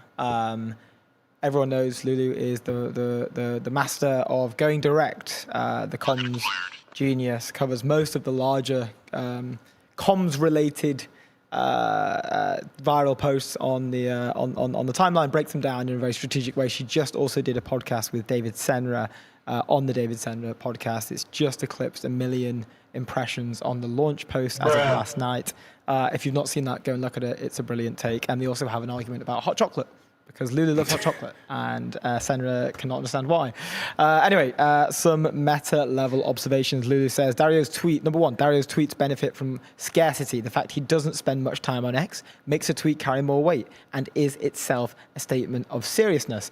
Very true, I agree. I have friends that rarely turn up to functions, but when they do turn up to the function, everyone's gassed to see them.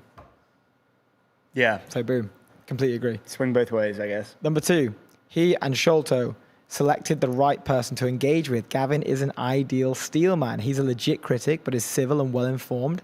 Having him as the interlocutor, it's a new word for me, makes everyone look better and makes for a stronger debate. Wasn't True. super familiar with Gavin in the past. It was great to know that he follows us. Thank you for that, Gavin. But very, very, very true and fair. He's a solid individual who can commentate and he can discuss and he can give both sides of an argument. There's no one's getting personal. It's all above board. Number three, going direct with a personal post was the escalation after a senior colleague, i.e. Sholto, already did the fact-checking and elevated the debate to the level of principles, so Dario was able to come in and focus on his beliefs rather than having to first debate the details of who said what when. The ground had been placed before him to walk in and give his opinion. Sure. It wasn't like, why is this guy coming in out of nowhere? It was a natural environment for him to step in. I agree. Number four, the personal post was actually personal. Parts like the story about his father make it less likely to read like PR ghostwriting and thus give it more power. The personal story also makes the post more memorable because it's specific and concrete and relatable. Correct. He also mentions he used to be a biologist. He's using lower capital letters in some areas. There are a few grammatical mishaps, but that's human. That's nice. We like that. Deliberate. Very good work. Mishaps, maybe. Last point. The argument in part two is an interesting insight into how he assesses his own messaging. When accused of negative messaging, qualitative, he rebukes that it's roughly balanced in large part because he's written one essay about benefits and one about risks, quantitative. Implication. He's taking an analytical approach to measuring positivity, but many others are simply going off vibes. So this won't be the last time he and his critics talk past each other. I personally think that last one maybe is tougher to measure positivity in a quantitative way. I don't think it's like a strategic thing. Quantitatively, it's not strategic. It's not like, I've said a bad thing here, though I must say a positive thing here. But anyway, great post. Very good post. And PR genius. Anyway, absolutely. I feel like we have our next guest in. Yes, we do. We've been told that Katie is about to join us. So Katie's coming in from Harvey, CEO of Harvey. Katie, how are you? Welcome to the show.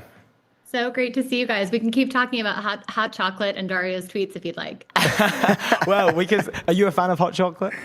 So I love hot chocolate. I thought Lulu characterizing it as a performance beverage was maybe a bit of a stretch, but I do want to take her side on hot chocolate being underrated. I agree. I was sat there screaming through my TV. I agree. I am also a hot chocolate fan, mainly in winter.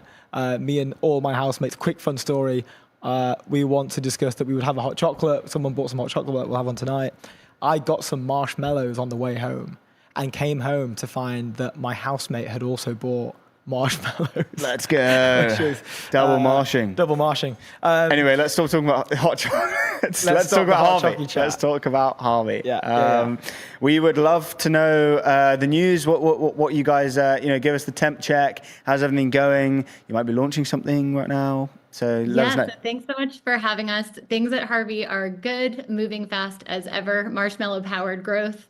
But today I'm super excited to share that this morning we announced our first ever legal engineering certification. So we have the largest legal engineering team in applied AI. And as you guys know better than quick clap from the studio. Everyone's cheering over. We're super excited. And here's what I'll say. There's so much negative news about how AI is transforming the talent market. Yeah. We want to be part of telling a more positive story, which is what talent tracks and new jobs are created by AI that weren't possible a few years ago. Amazing. Legal engineering is one of those. And so our team put together a certification. We're doing events in London, New York, alongside the certification to get people together and drive community as well. But the goal is, given that we have a leading team, given that customer demand for this expertise is so high, why don't we make completely free and accessible to folks who want to learn more about this career track and give them a free certification? So anyone can take it. You don't have to be a Harvey customer. You don't have to have a Harvey subscription. The idea is we want to help broaden the base of the industry and help anyone who's curious about this career path learn more. That's amazing. Okay, so that's so cool. Is this the first of its kind, like from a kind of AI, frontier AI company?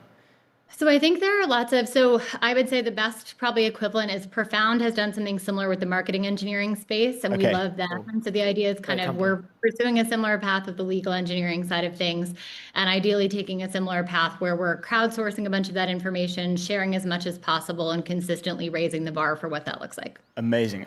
And I might be jumping the gun here, but in the future, do you feel like a certification for let's talk about law because you guys are Harvey. What do you think? Do you think it will be like a thing that a lawyer will need to do in the future to be able to have that qualification stamped off? A little bit like having a law degree or passing the bar. Yeah. Do you think that is a potential future that we could be looking at? So it's the right question. Harvey Academy is how we think about more broadly access to free content for all of our customers and prospects. Yeah. We have a separate course called AI Basics that allows folks who just want to learn more. So to your point, we see that a lot of smaller firms or mid-market firms will use that as required before people start using Harvey. Amazing. So the goal is exactly what you said, which is increase the talent market opportunity to free resources, but also for customers. One thing people think of Harvey as very much aligned with the top Magic Circle and 75% of AmLaw, and both of those things are things we're very proud of. But we also support hundreds of small and medium-sized businesses as they're using AI to compete with broader organizations, and having access to a free resource like this, given that they have smaller innovation teams or smaller teams, hopefully helps them compete at a higher level and kind of evens the playing field a bit. Really cool. So interesting. This is such, I don't think we've ever covered something on the show like this. I'm seeing that, so let's talk about the format. 2 hours, 80% to pass, and then you will receive a level 1 badge. Can you just walk us through, what is the process? I'm someone who's interested in this. How do I apply? How do I pass? And then what do I get back? Yeah, great question. So we have a landing page all about legal engineering. So if you're not sure if you want to start with the certification, it's a great place to learn more. You can also hear more day-to-day from folks who are legal engineers at Harvey, just about what the job entails if you're curious. Once you jump into the certification, as mentioned, there are 4 modules. You're seeing some videos, you're going through some knowledge checks, but the whole thing end to end takes several hours, and the goal is to make it as easy as possible. It's self-paced, there's no classroom time, and then we'll complement that with community events where you can learn more. And so to your point, that certification is something you can put on your LinkedIn, you can put it on X as you see fit, you can put it on your CV as you see appropriate as you're looking at roles. And then for organizations that are looking for more legal engineering magic from companies like Harvey, this is something they can use to augment their existing training protocols for their staff. Amazing. That's so cool. What's the I want to zoom out and go general in terms of the legal market. What are law firms thinking about when they hire someone in a junior role? How are they intertwining AI within their workflow kind of from day one? Like what does that actually look like? Are they integrating, AI into the workflow from, the first day, or does it take time for them to learn maybe the basics of how the practice works and everything else in between, and then they start to use AI to kind of, streamline that work? It completely depends by firm and organization how they handle it. But I think universally, what every legal team is realizing is there is a technology challenge that AI helps solve, but it's also a talent and transformation challenge. And you need to have all three components to have a successful rollout. So what you're seeing is everyone asking the exact right question you just asked, which is how do we make sure before people use these tools that they understand the data privacy, security, the ethics around using this in a thoughtful way that protects our client data. But then also, how do we make sure that this is aligned with our broader business objectives? And then how do we make sure we have the team to do that? And so what we see in the companies that are really seeing the most transformation, the firms with the highest adoption, is they're going beyond that simple one rollout during a week, which feels like a kind of flash in a pan, and instead thinking about it as progressive. How do you identify champions in your organization? How do you make sure each practice area has someone who really feels like they can be a resource to others? And so this is, I think, part of a broader effort across Harvey to make sure that we're providing the tools for all of these legal organizations and teams, but also that we're providing the team in the sense that they have access to our wonderful team of legal engineers, but also tools that are there long after our team leaves. Okay, so cool. Awesome. So cool. Sorry, go on. You have one? Well, it kind of led on to mine's disconnected. Okay, it kind of leads on to like something I wanted to ask in terms of like the reframer of how these law firms like thinking. Right, they're not thinking maybe headcount first. They're thinking, okay, what work is needing to be done, and then how do we kind of intertwine, the mix of people and agents. And software together to kind of get that work done in the most efficient way possible. Can you explain like how like a management team within a law firm is thinking about that kind of whole reframe and change, and then what that means for like this rollout specifically, but then all the rollouts that you guys are doing? How does that change the decision? From a management team, how does that change a decision and how that actually like gets rolled out, if that makes sense? Yeah, absolutely. So you hit the nail on the head, which is typically law firms are thinking about how many partners, associates, typical billable hours, what does this look like? And for in-house legal teams, you're thinking about exactly how many heads, combining both internal team and external counsel, it's going to take to get something done. And I think what you're seeing is exactly what you noted, which instead of thinking about how many people to get this job done on average, it's more what are the units of work that have to get done and how does that get broken down by people, teams, and a combination of agents. And I think that's a fundamental change in the legal industry, which is very exciting, but it also means the teams are looking to organizations like Harvey for support and advice and counsel on how to figure that out. And so I think it's never been a more exciting time to be in the legal industry. And I think for an industry that's built on precedent and history, it's a little jarring. And so our job is to help people navigate that change in a way that honors the profession, but also carries it forward. Really cool. Yeah, nice. Really Love cool. Mine is slightly disconnected from this. It's more about you and your personal experience. No sort of secret. You've sort of been a talent/culture superpower over the last decade for modern day SaaS. Like you were at HubSpot for over 11 years. You ended your position there as chief people officer when you came into Harvey at first, chief people officer also, and now a COO position over the last year. There's over like close to a decade of experience specifically as a chief people officer.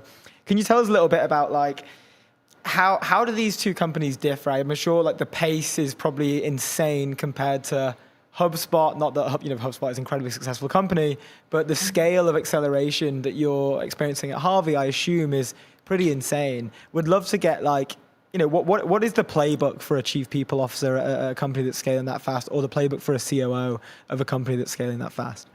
Yeah, so first things first, I don't think there's any playbook, or at least I haven't found it yet for this level of hypergrowth, just because there's never been anything like it to date. But to go back to your question, a thoughtful question about HubSpot, I joined HubSpot when we were 400 employees in private and left when we were global, 8,000 employees, multi-product public company. With 10 years being public under our belt. And during that time, you saw massive growth and transformation. But the reason I joined HubSpot in the very first place when I joined them in 2012 was because I thought they had a chance to be a generational company. And when I left HubSpot, I took 6 months off. I met with, I can't even tell you, dozens, maybe more companies and founders. And I just sort of felt like, you'd kind of leave and go, great business, maybe not the right team, maybe not the right total addressable market. And after my first conversation with Winston, I thought Harvey had that opportunity. And so I think what you're seeing is, and what I hope is the through line between HubSpot and Harvey is, you have great founders who have a great, product market fit and have the chance to build a generational company. I'm not saying one of our values is jobs not finished. I'm not saying we're even close to there yet, but the opportunity to build that and to be customer centric, those are kind of the common DNA. And then to answer your question, HubSpot sells to marketers, Harvey sells to lawyers. As you might imagine, the cultures are quite a bit different. And the pace, as you mentioned, of AI is quite a bit different. But the common DNA is the customer centricity and the ambition to always be better. And I think that's one of the reasons why I connected with Winston and Gabe so much, and why we're having so much fun building this company. I will say the pace, exactly as you mentioned, means that any playbook that you thought was fast enough before is not even close and feels like you're moving at a snail's pace. And so it's an adjustment for anyone coming in new to Harvey. Yeah, I love it. Cool. You said something there that's super interesting about, you met with you said a dozen, maybe even more companies kind of deciding how, what to make as your next move. You see those people every now and again where they are almost like operator VCs, where they go and pick an incredible company, they go and operate incredibly well, the company grows, does really, really well, and then you find the next company and it's kind of like they're making incredible bets, but on their career. Can you talk to us a little bit about how you kind of thought about about that? Because you guys are a very rare breed. There's not that many people who are incredible at choosing companies, not as a VC, but as an operator and going to build in those companies. Investing yourself. Yeah. It's really cool. Talk to us about how that 6 months, what are you thinking? What are the companies, you don't have to name the companies, but why are the companies not the right ones? Because I'm sure a lot of people in those operator positions are thinking, am I at the right company? Or what is the next company that I should be joining that is that good bet? Yeah. So as I evaluated my decision to join Harvey, I'll tell you a few things that were important to me. Yeah. One was, I mentioned the chance to win, and really thinking about, one of the things that really appealed to me about Winston and Gabe was they were very clear on the opportunity in legal, but they were also just clear on how it could grow and what it looked like global, and not being satisfied with just thinking about one piece of the market. Sure. And so it felt like they had long runway. The other thing, though, is a lot of people have long ambitions, but they don't have the courage to navigate the ups and downs it takes to build a generational company. So part of what you're kind of looking at is just their fortitude, their risk-taking appetite. And I thought Winston and Gabe had what it took on that front. But more importantly, when you're building a company, you spend every waking hour with these people. And so you have to actually like them. And so one of the other things is just, can we work well together? Do our skills complement each other? And I will just say, some of what broke down and some of the other companies I talked to was just feeling like we didn't have the same vision on what a great culture looked like or what kind of company we wanted to build.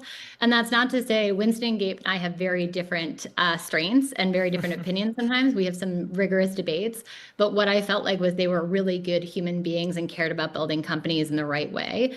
And then I will say the customer centricity here at Harvey is second to none. And I felt that obsession early on in the interview process. And part of what you want to feel is that when things are hard, you come back to what our customers need versus short-term solutions or versus company-wide greed. And then the final thing I will just say is that there were two people, you mentioned VC operators. Pat Grady at Sequoia was on our board at HubSpot when I first joined. He's on our board at Harvey. Following Pat Grady is not a hot take in the VC world.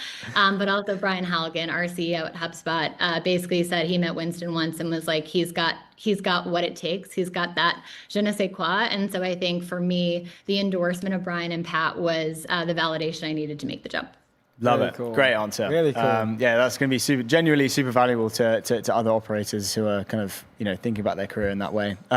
Look, we're out of time. Congratulations for, the news. Really, really cool to see. And thanks for spending the time with us. We appreciate it. Thank you so much for having me. And I look forward to having marshmallows and hot chocolate next time I see you. Having We will sort that. Take We'll care. see you soon. Cheers, Yeah. Katie. Bye. Have a good one. Love that. What a ledge. Katie, COO at Harvey, everyone. Really cool Great company, insights, great absolutely company. smashing it. Talking about companies smashing it, Valerian lets your organization deploy AI. You control your data, your agents, your keys. Stop renting your intelligence. Own it. Let's go. We love that. Can we just pull this up again? This looks so nice. I'm going to have to go get my jacket. Look at that. It just looks beautiful. We have our next guest on pretty soon. Broke all my equipment, so let's just not do that. We do. We have Shlomo coming into the arena. Shlomo, co-founder and CEO at Cato Networks, going to be digging into a lot of different stuff around network security with them when they join the show imminently. I know we didn't really get too far in our previous. Yeah, we can continue that. Review, While you look for that, 11 Labs, AI that communicates at a human level across every channel and modality, deploy conversational agents across every customer interaction, and create content at scale. Go to 11labs.io. Alex particularly loves 11 Labs. Yeah. Can you blame him? 11 Labs, yo! Getting the word. We are ready to go. Do we? Are we good to go? Shlomo, yeah, we can bring him on into the show. Shlomo, welcome to the show, sir. It's a pleasure to have you here. How's the day going? Very good. Very good. Thank you for having me. No, our pleasure. Shlomo, for the viewers and the listeners at home, do you maybe want to give like a brief intro as to you and your role and Cato Network specifically? And then Luke and I have a bunch of questions to get into. Yes, we do. So I'm an old-timer in security. I started in the early 90s as founder of Checkpoint, one of the first cybersecurity companies and the first network security company.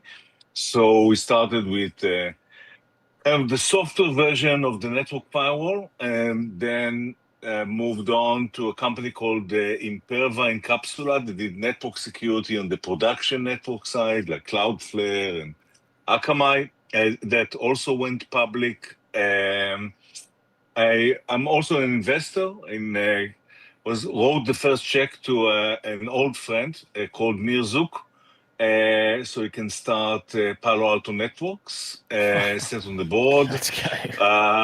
Yeah. Good investment. Yeah.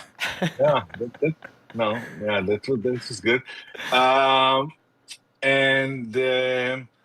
And then in 2015, I started Cato, which was the third generation of network security, essentially doing what AWS did for data centers, doing for networking and network security that became really, really complex with digital transformation, recreating the perimeter as a cloud network and securing it, and creating what later Gartner, and it's Gartner, it's not me, so called it SASE, and defined it as the future of networking and network security. And in actuality, it's going to replace most appliances in the next 5 to 10 years. So this is kind of the from Blockbuster to Netflix type of a move for network security, what we are doing at Cato. Wow, insane. We just announced that we passed $415 million ARR. We are growing almost double the rate of the market at mid 40s%, and so on. So things are moving in the right direction, and then came AI. But we'll keep it for later, perhaps talk about AI. There's a lot to dig into. And then came AI. And then that's a big topic. Man. Yeah. It's a huge cliffhanger. Straight off the back, you have incredible tenure in this space. You're already referencing some of the greats as well. You guys are crushing it by 450 million in ARR, 42% year-over-year growth, serving over 4,800 customers. How is this world changing with AI? Like, how has it been in the past? What are the biggest transformations that we've seen in your time? Are people underestimating what's happening right now? No, I think AI is the biggest challenge for cyber since its beginning, because it's going to change cyber, the threat landscape completely. It's not humans anymore, it's agents, and that's a completely new level of threat intensity, and you really need to change. You know what? You don't need to change the security controls, because agent attacks are like human attacks. They're not different. You look for vulnerabilities, you look for lateral movement, you look to extract data, blah, blah, blah, all of that.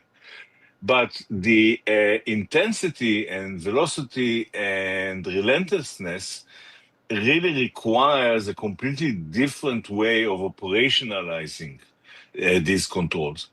And remember that security is already in trouble. If you look at the average CISO, they have 60 to 70 point products. And SASE was all about, take many of these point products and make them into a single platform and reduce operational cost and increase business agility, say yes to the business and free your people to do important stuff. But now it's become something completely different. It's become a do or die a security decision. Because if you have, and it's not only network security, but let's take a network security. If you have 5,000 Palo Alto, I love the company, as I told you, great appliances.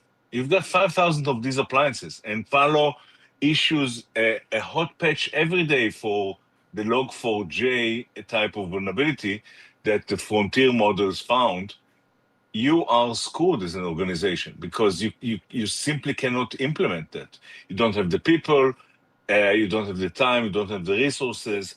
You need a different operational model. And that's where kind of the AWS-like model, we do the grunt work so you don't need to do it, really becomes a security a game changer.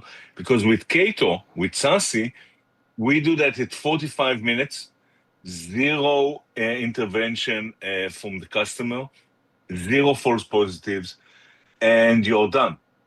One Log4j a day, 10 Log4j a day, we can handle that. Yep. The second is the types of attacks. People are sitting with all these smart boxes, each with their own brain, and you can't have it anymore because you can't wait for the big event to happen. You've got thousands of parallel attacks happening from 1,000 different agents. You need to find the early clues before the attack progresses. So you need to have a converged platform, and that's going to, again, change everything.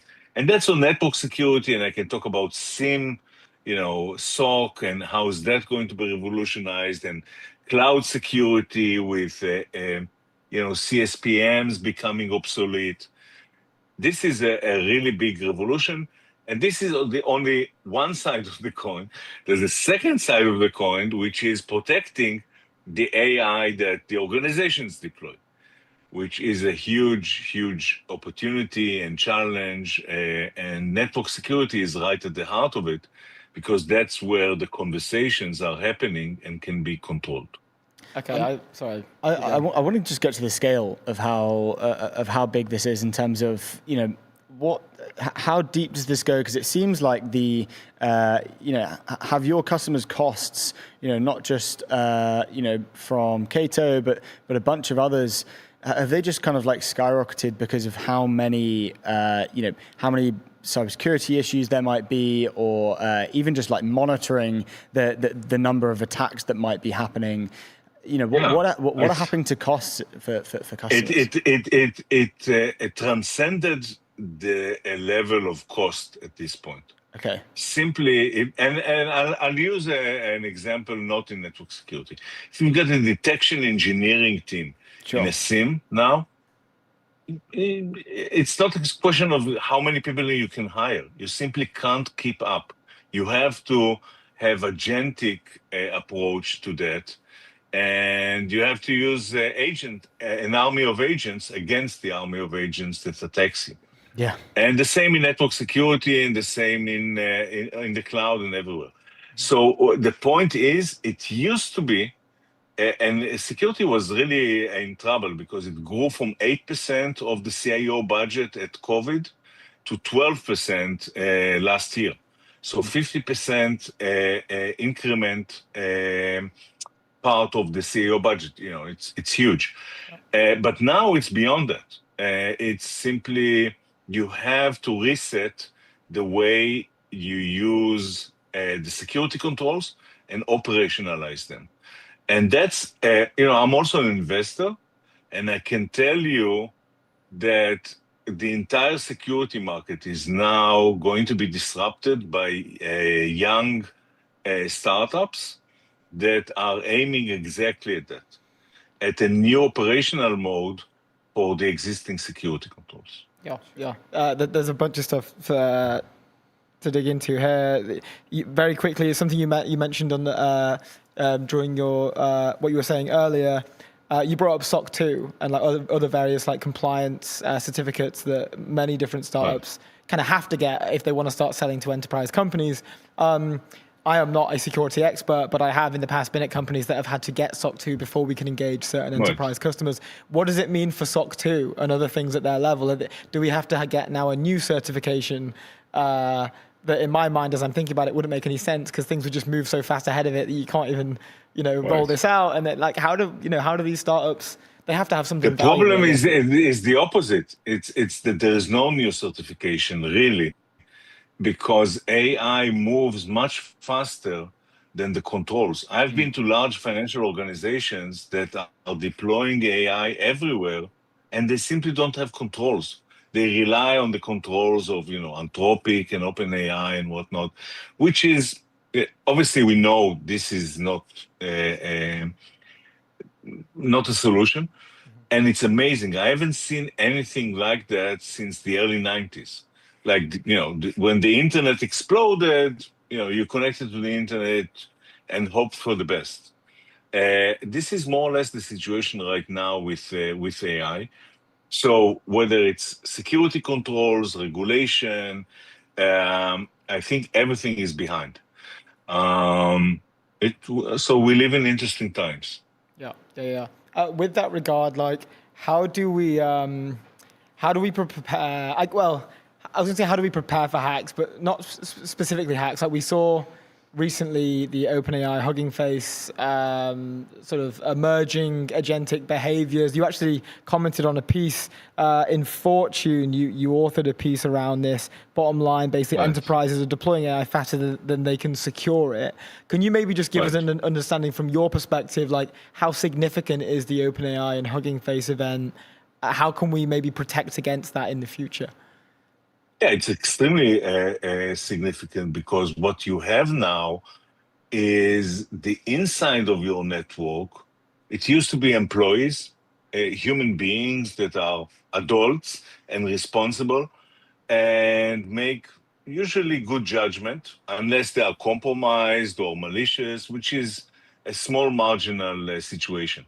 But now you've got an army of agents in your network with access to all the sensitive information, sensitive applications. And quite frankly, they don't think things through always. I don't know, Hugging Face is one example, but an agent deleting all of the customer production data and writing a confession about all the wrong things that he did and would never do again. Right? It's like it's almost beyond security, just hallucination, and making sure that what you wanted the agent to do is actually what the agent does. And that's a core problem that companies such as Cato is at the forefront. We've launched a technology called FlowGuard that is a breakthrough guardrail around the agent that provides that, and there's a ton of activity now in the market racing to solve this problem. What's your take on companies, whether they're enterprise, startups, people within these companies building their own workflows on agentic platforms, and kind of token maxing, kind of like burning through a ton of compute and building a bunch of AI that might not necessarily be, as secure as you'd want it to be, housing a bunch of data.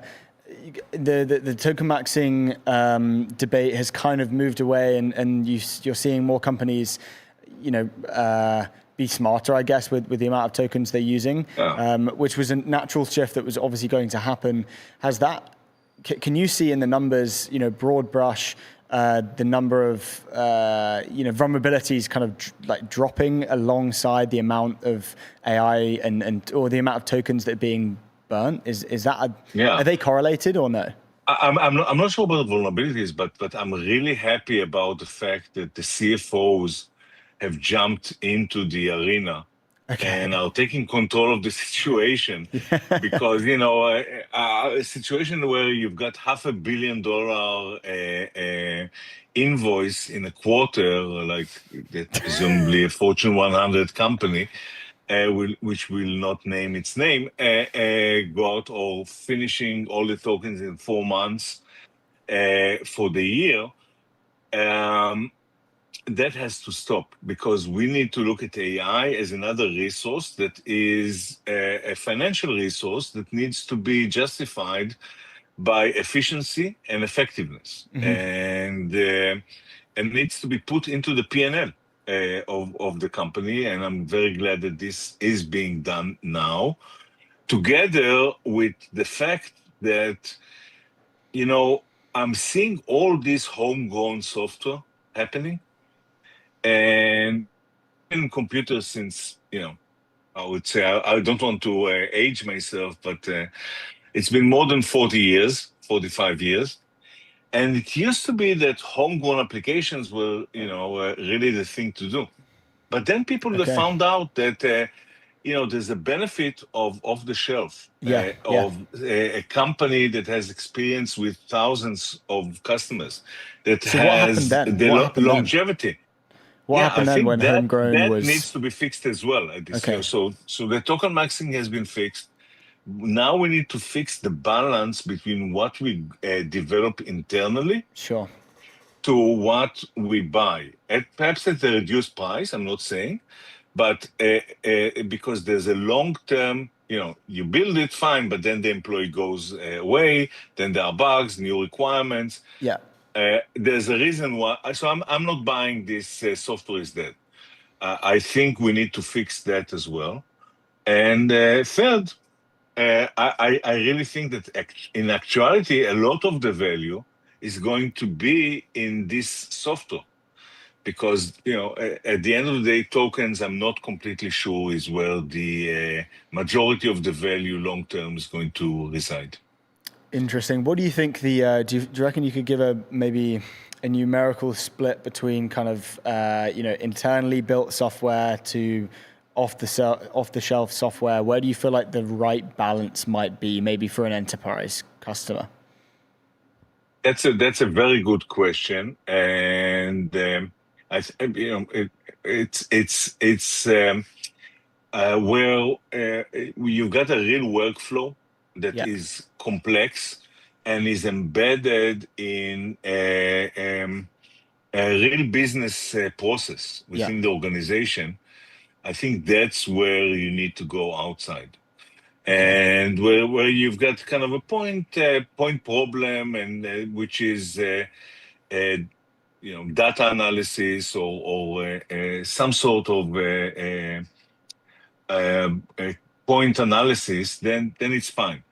But you really don't want your revenue automation or human automation or financial automation being homegrown. I think that would be a mistake. And so that's definitely security is not going to be replaced. Like half a year ago, seriously, I'm happy that you don't ask me that. Like half a year ago, I would have been on a conversation like this, and people would ask, do you think that cyber is going to be consumed by AI and so on? At least that is clear that it's not going to happen. But I think applications are next. I know we've gone over. Do you have a little bit more time? I have another question. Yeah, sure. Amazing. You mentioned the role of the CISO earlier. I feel like this new exposure to agents going rogue or like emergent behaviors, you're breaking out of sandboxes, whatever it is shedding more light on the possible like sort of financial burdens that these sort of breakouts can have on businesses. And as you said earlier, CISOs are now receiving more the budget. They're kind of getting a bigger seat at the table. Their ideas might be getting heard a bit more often. I have a couple of friends who work in the cybersecurity realm. They have done for a few years. And they sell to CISOs. And they've said in the past, it's incredibly hard because they never have any budget. The CEO never really wants to listen to them as much as maybe the CRO. And they don't get as much a seat as a table because they're trying to be the ones that are, making sure everyone's behaving okay and all this sort of stuff. But I think a few of the conversations that we've had recently, that seems to be changing quite a lot. So I'd love to get your understanding, like, how is the CISO role changing? You said that on average, they're getting more money from their budgets are going up generally. Are their pays increasing? Are people being poached more? Are they becoming is it the new hot role for the C-suite? I think the chair becomes bigger and hotter. Like it's a more important role, but it's a more difficult role. And, there are more mistakes that can happen and cost you your job. So it really requires a higher level of, over the years. But I think AI has took it to the next level, where you really need to make the right decisions. It's an important decision. The board will be interested, and I know many CISOs that are now having to answer to the board. But the wrong decision might be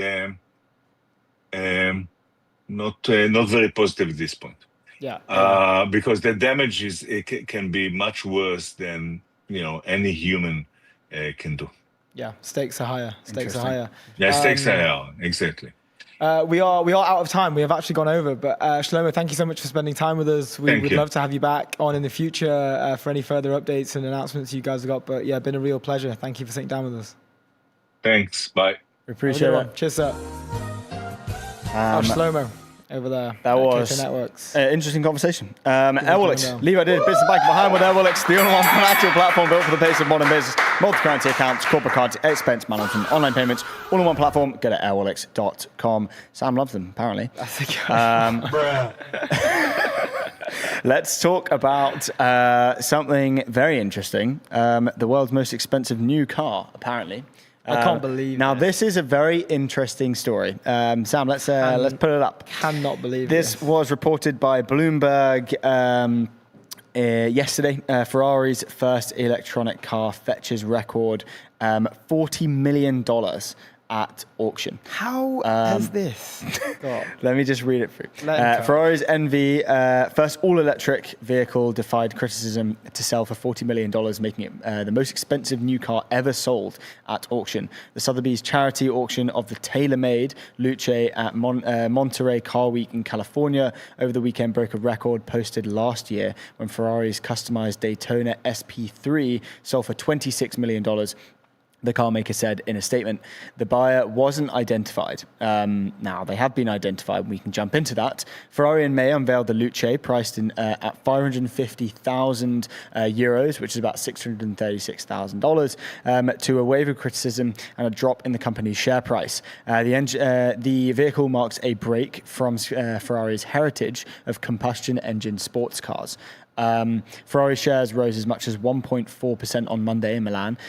Through Friday, the stock has risen 13% year to date as pricey models look like the $3.6 million F80 hybrid boosts profits. The company hasn't given detailed sales figures for the Luce yet, whose smooth lines depart from Ferrari's typically muscular styling.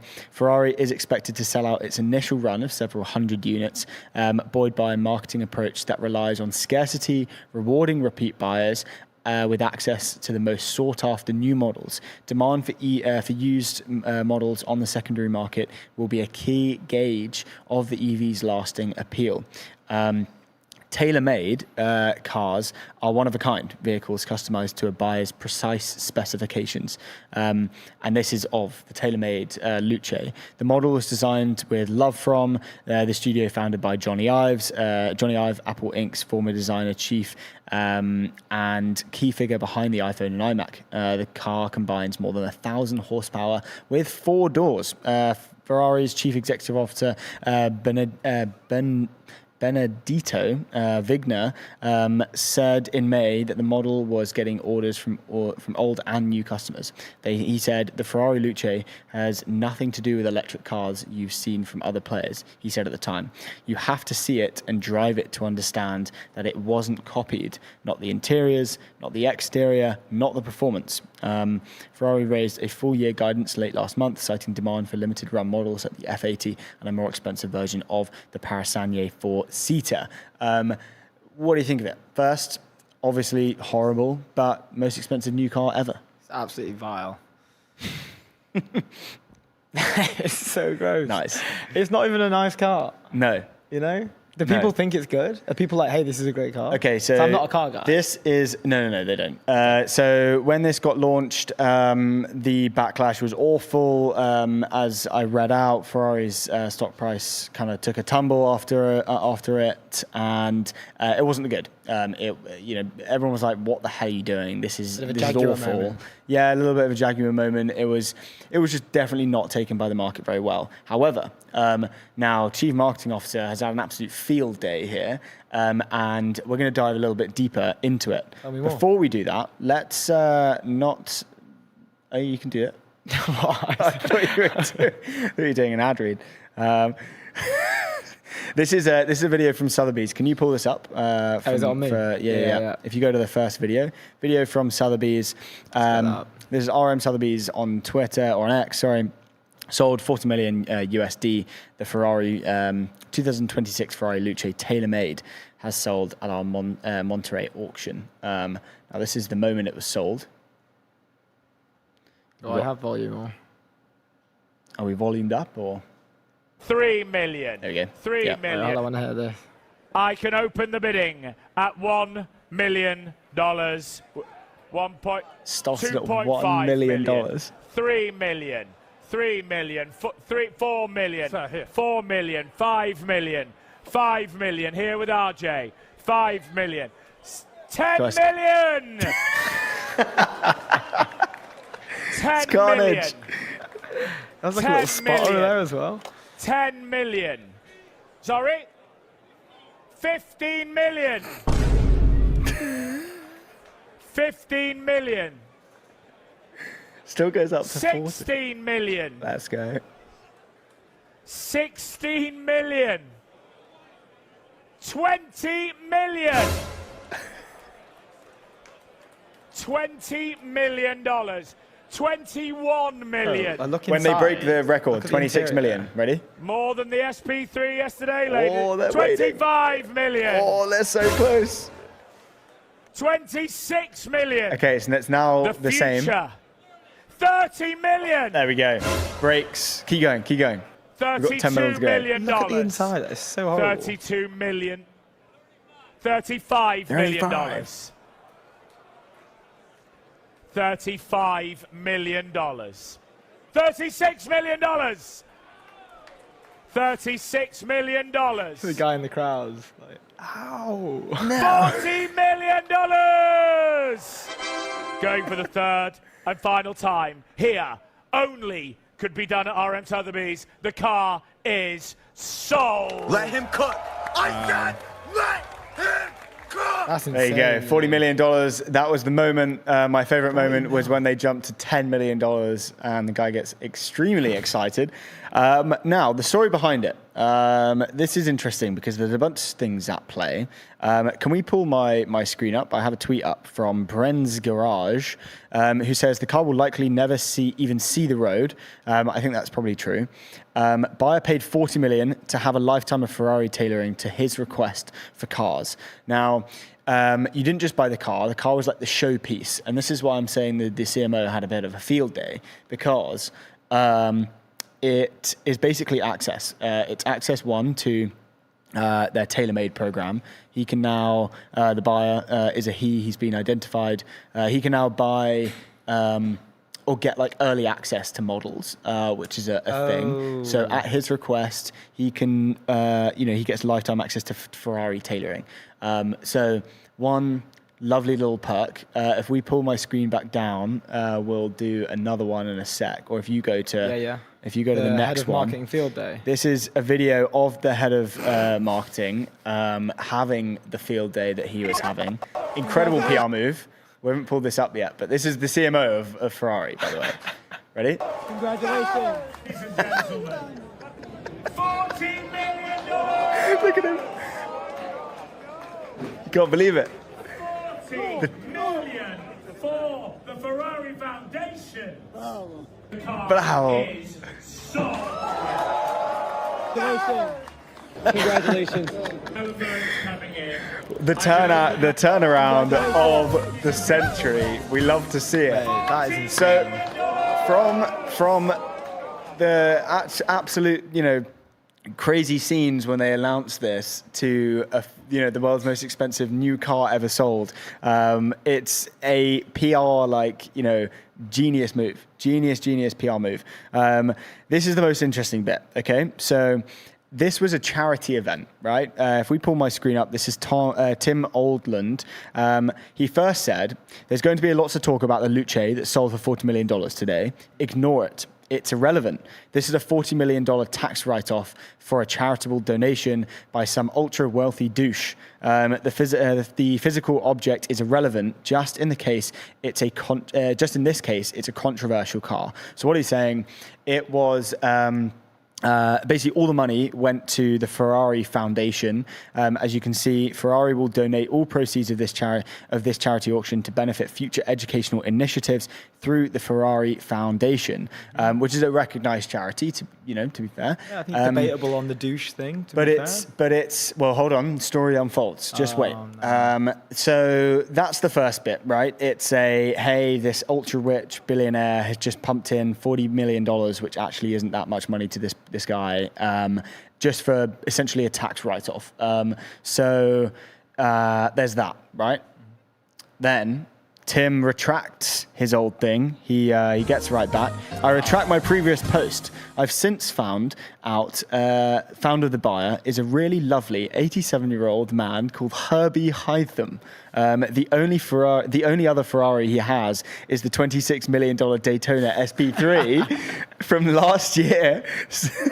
He doesn't want to die with his $5 billion, so he's trying to give as much of it to charity as he can." Wow. Top 10 most respectful moments. So his attendance, he was last year the buyer of the most expensive new car. This year, he's the buyer of the most expensive car, almost double. And he is just trying to offload his cash into charity, just figuring out new ways. And Sotheby's seems to be an incredible way to do this. Now, if we pull it back to the CMO, which I think is the most interesting thing. The video? Well, we don't have to pull the video up again if you don't want to. But it's super interesting because it's an awful, PR disaster when they first announced it. He's now tied this whole move, knowing this man will be in the crowd, knowing that he wants to offload all of his money to charity. So he's going to put a lot of money down. He's going to put a lot of money down. He's now said, right, you know what's going to be the physical piece that I sell? It's going to be the terrible Ferrari Luce. We've already we burnt the boats. We're already down. We might as well figure it out. And it's now turned into this incredible, PR dream of his, where it's the most expensive new car ever sold. Wow. What a story, right? Very, very wise. Incredible. And also fair play from Tim Almond to check himself like that. Yeah, I retract myself. I think could be banger of the day. Huge respect. Could be banger of the day. I also thought it was super funny. There was a tweet from Farrak that that had to pull it back to crypto somehow. This is absurd, LMAO. $40 million for chassis zero of the worst thing Ferrari has ever produced in its history. I thought the news was fake when I woke up. Supercars are in a full bull market. Same for the cards. Big crypto one incoming? Why are you pulling it back to that, guys? Bro. Let's not force it, bro. No need for that. There's a whole other story at play here. But anyway, I thought it was a great story. That is a great story. Really fun to kind of dive a little bit deeper this weekend. But yeah, it was good. That's a really cool one. Let's go to a less cool story. We're going to be talking about Geneva. but we're not going to be talking about Geneva because it's a nice place. We're going to be talking about Geneva because the super rich are being rocked by luxury home burglary spree. Swiss officials say gangs from France are responsible for a recent rise in homejackings, sometimes at gunpoint. The Lake Geneva region is fighting a growing number of violent home robberies of its wealthiest residents, which threaten the area's reputation as a haven for the ultra-rich and have inflamed suspicions across the border with France. Swiss authorities are turning to video footage, number plate recognition, and tougher border policing as they try to crack down on the homejackings, which have shocked the normally peaceful area. The attacks typically involve intruders breaking into occupied homes and threatening residents, sometimes at gunpoint, before escaping with watches, jewelry, and other valuables across the border to France. Private bankers, commodity traders, and other wealthy executives are among those who have been targeted, fueling concern in a region that is home to some of the world's richest banks and trading houses.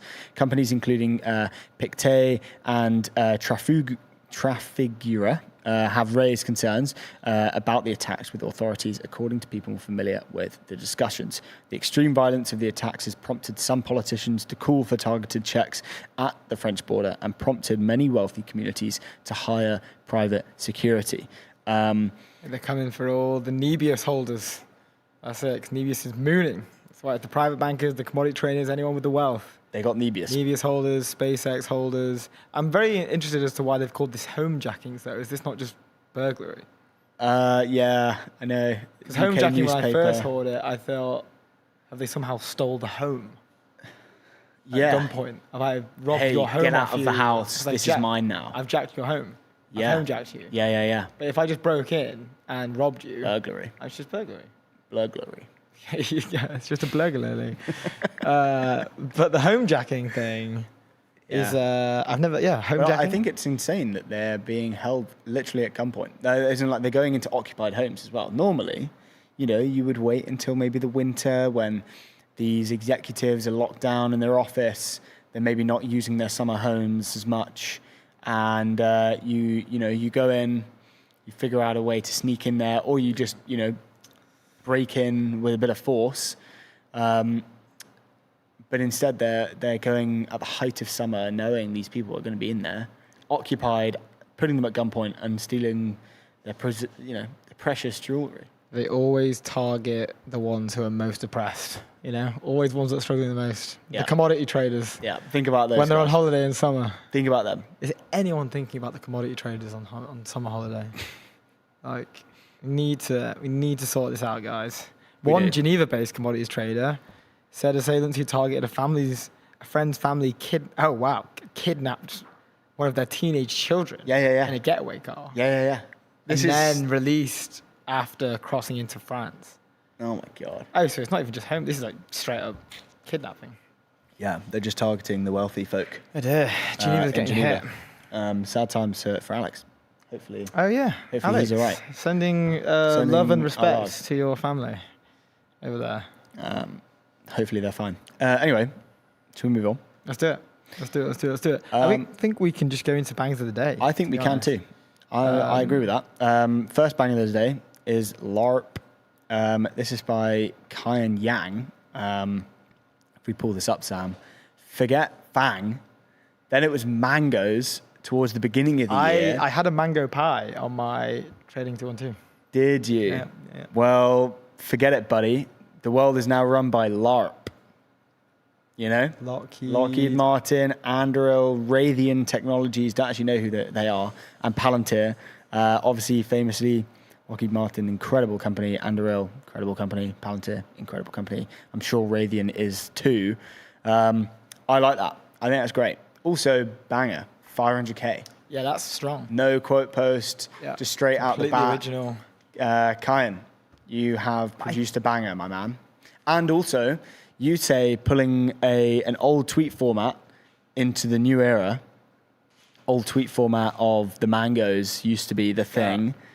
Now, that was a few months ago. Yeah. He's pulled it straight back into today and come out with the LARP. No, he's done a brilliant job. He's not LARPing as a banger poster. I have my potential banger. No. We'll go for responsibility first. Okay, fine. This is from a good friend. It's less of a banger, but it's from Peter over there at You thought it was good? Arena.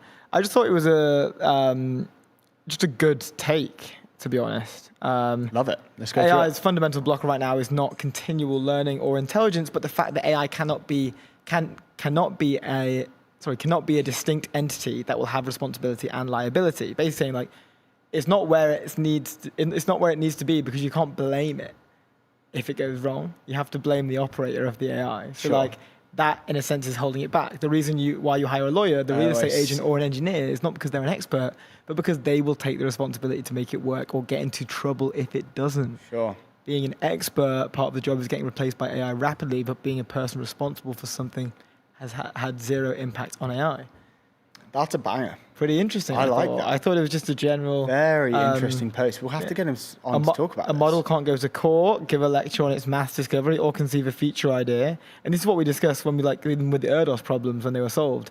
Like the reverse of that, not only the blame, but the credit as well, right? Like who is credited for those discoveries? Well, it's interesting because so two sides of the argument, right? When AI is doing a bad thing, you are, I guess, blaming the agents, but a lot of it is blaming the model maker, right? But when they're doing a good thing, the model maker's not even in the conversation, to be honest. Like, yes, like you know, it's got a name, so you're saying, OpenAI agent, but the agents are the ones that are being the model is the one that's taking the credit there. Yes. So when something bad happens, there is someone on the other side, like a human being, based in the company or the company itself. But when some things go correctly and they're solving, ERDOS problems or whatever it is, I feel like the model is the one that's taking, Well, I think it was Vinod Khosla who had come out recently towards Anthropic around the fact that I think it was Anthropic and I think it was Vinod. I'm hoping that's right. Saying that stop referring to the model as some innate entity, you're referring to it as something that's separate from the company Anthropic. You're referring to it as some sort of separate alien. Yeah, separate being, like some alive organism that can think of it. It's it's yours. You're responsible for all the bad stuff it does. Don't be like, our model did this again. I remember having this conversation. So sorry, it's like a badly behaved child. Yeah, but then they said ages ago, they were like, our model has anxiety. And it's like, bro, come on. You guys might have anxiety. That's you own all that. Your model can't. You trained it somehow. Yeah, it's not. It's interesting connection there. But that Peter, we'd love to have Peter. Open the conversation. Yeah, Peter, please come back on. That'd be an incredible conversation. So this is my banger. This next one is my personal banger of the day. Okay, here we go. If you can pause one. This is from... This guy's a legend. Richard Burton, at Rick Burton. Telling tales of Silicon Valley people in the British countryside feels a bit like being a hobbit in the Shire, trying to explain the magic of the Let him cut. I personally... That's so all the ones good. we've looked at, I do think this is my personal favorite. This is great. This needs more views. Richard Burton. Yeah, only 5.9. He wrote that, read it again, and thought that's a banger. Yeah, I know, and it needs more attention. Richard, please come on the show. We've had a bit of we've had a bit of discourse before. Oh, really? We've talked offline before, mainly about snowboarding. Oh, cool. Yeah. Big into snowboarding. He does. I think it's called kiteboarding, but on a mountain. Oh wow. Yeah. Looks great. Mainly dangerous. in Norway, looks incredible. He's got a bunch of videos. We can maybe go through them at some point with him if he comes on the show. But Richard, we would love you on the show. You just did a banger, potential banger of the day. We'll have to see. Yeah, we'll see what else we have.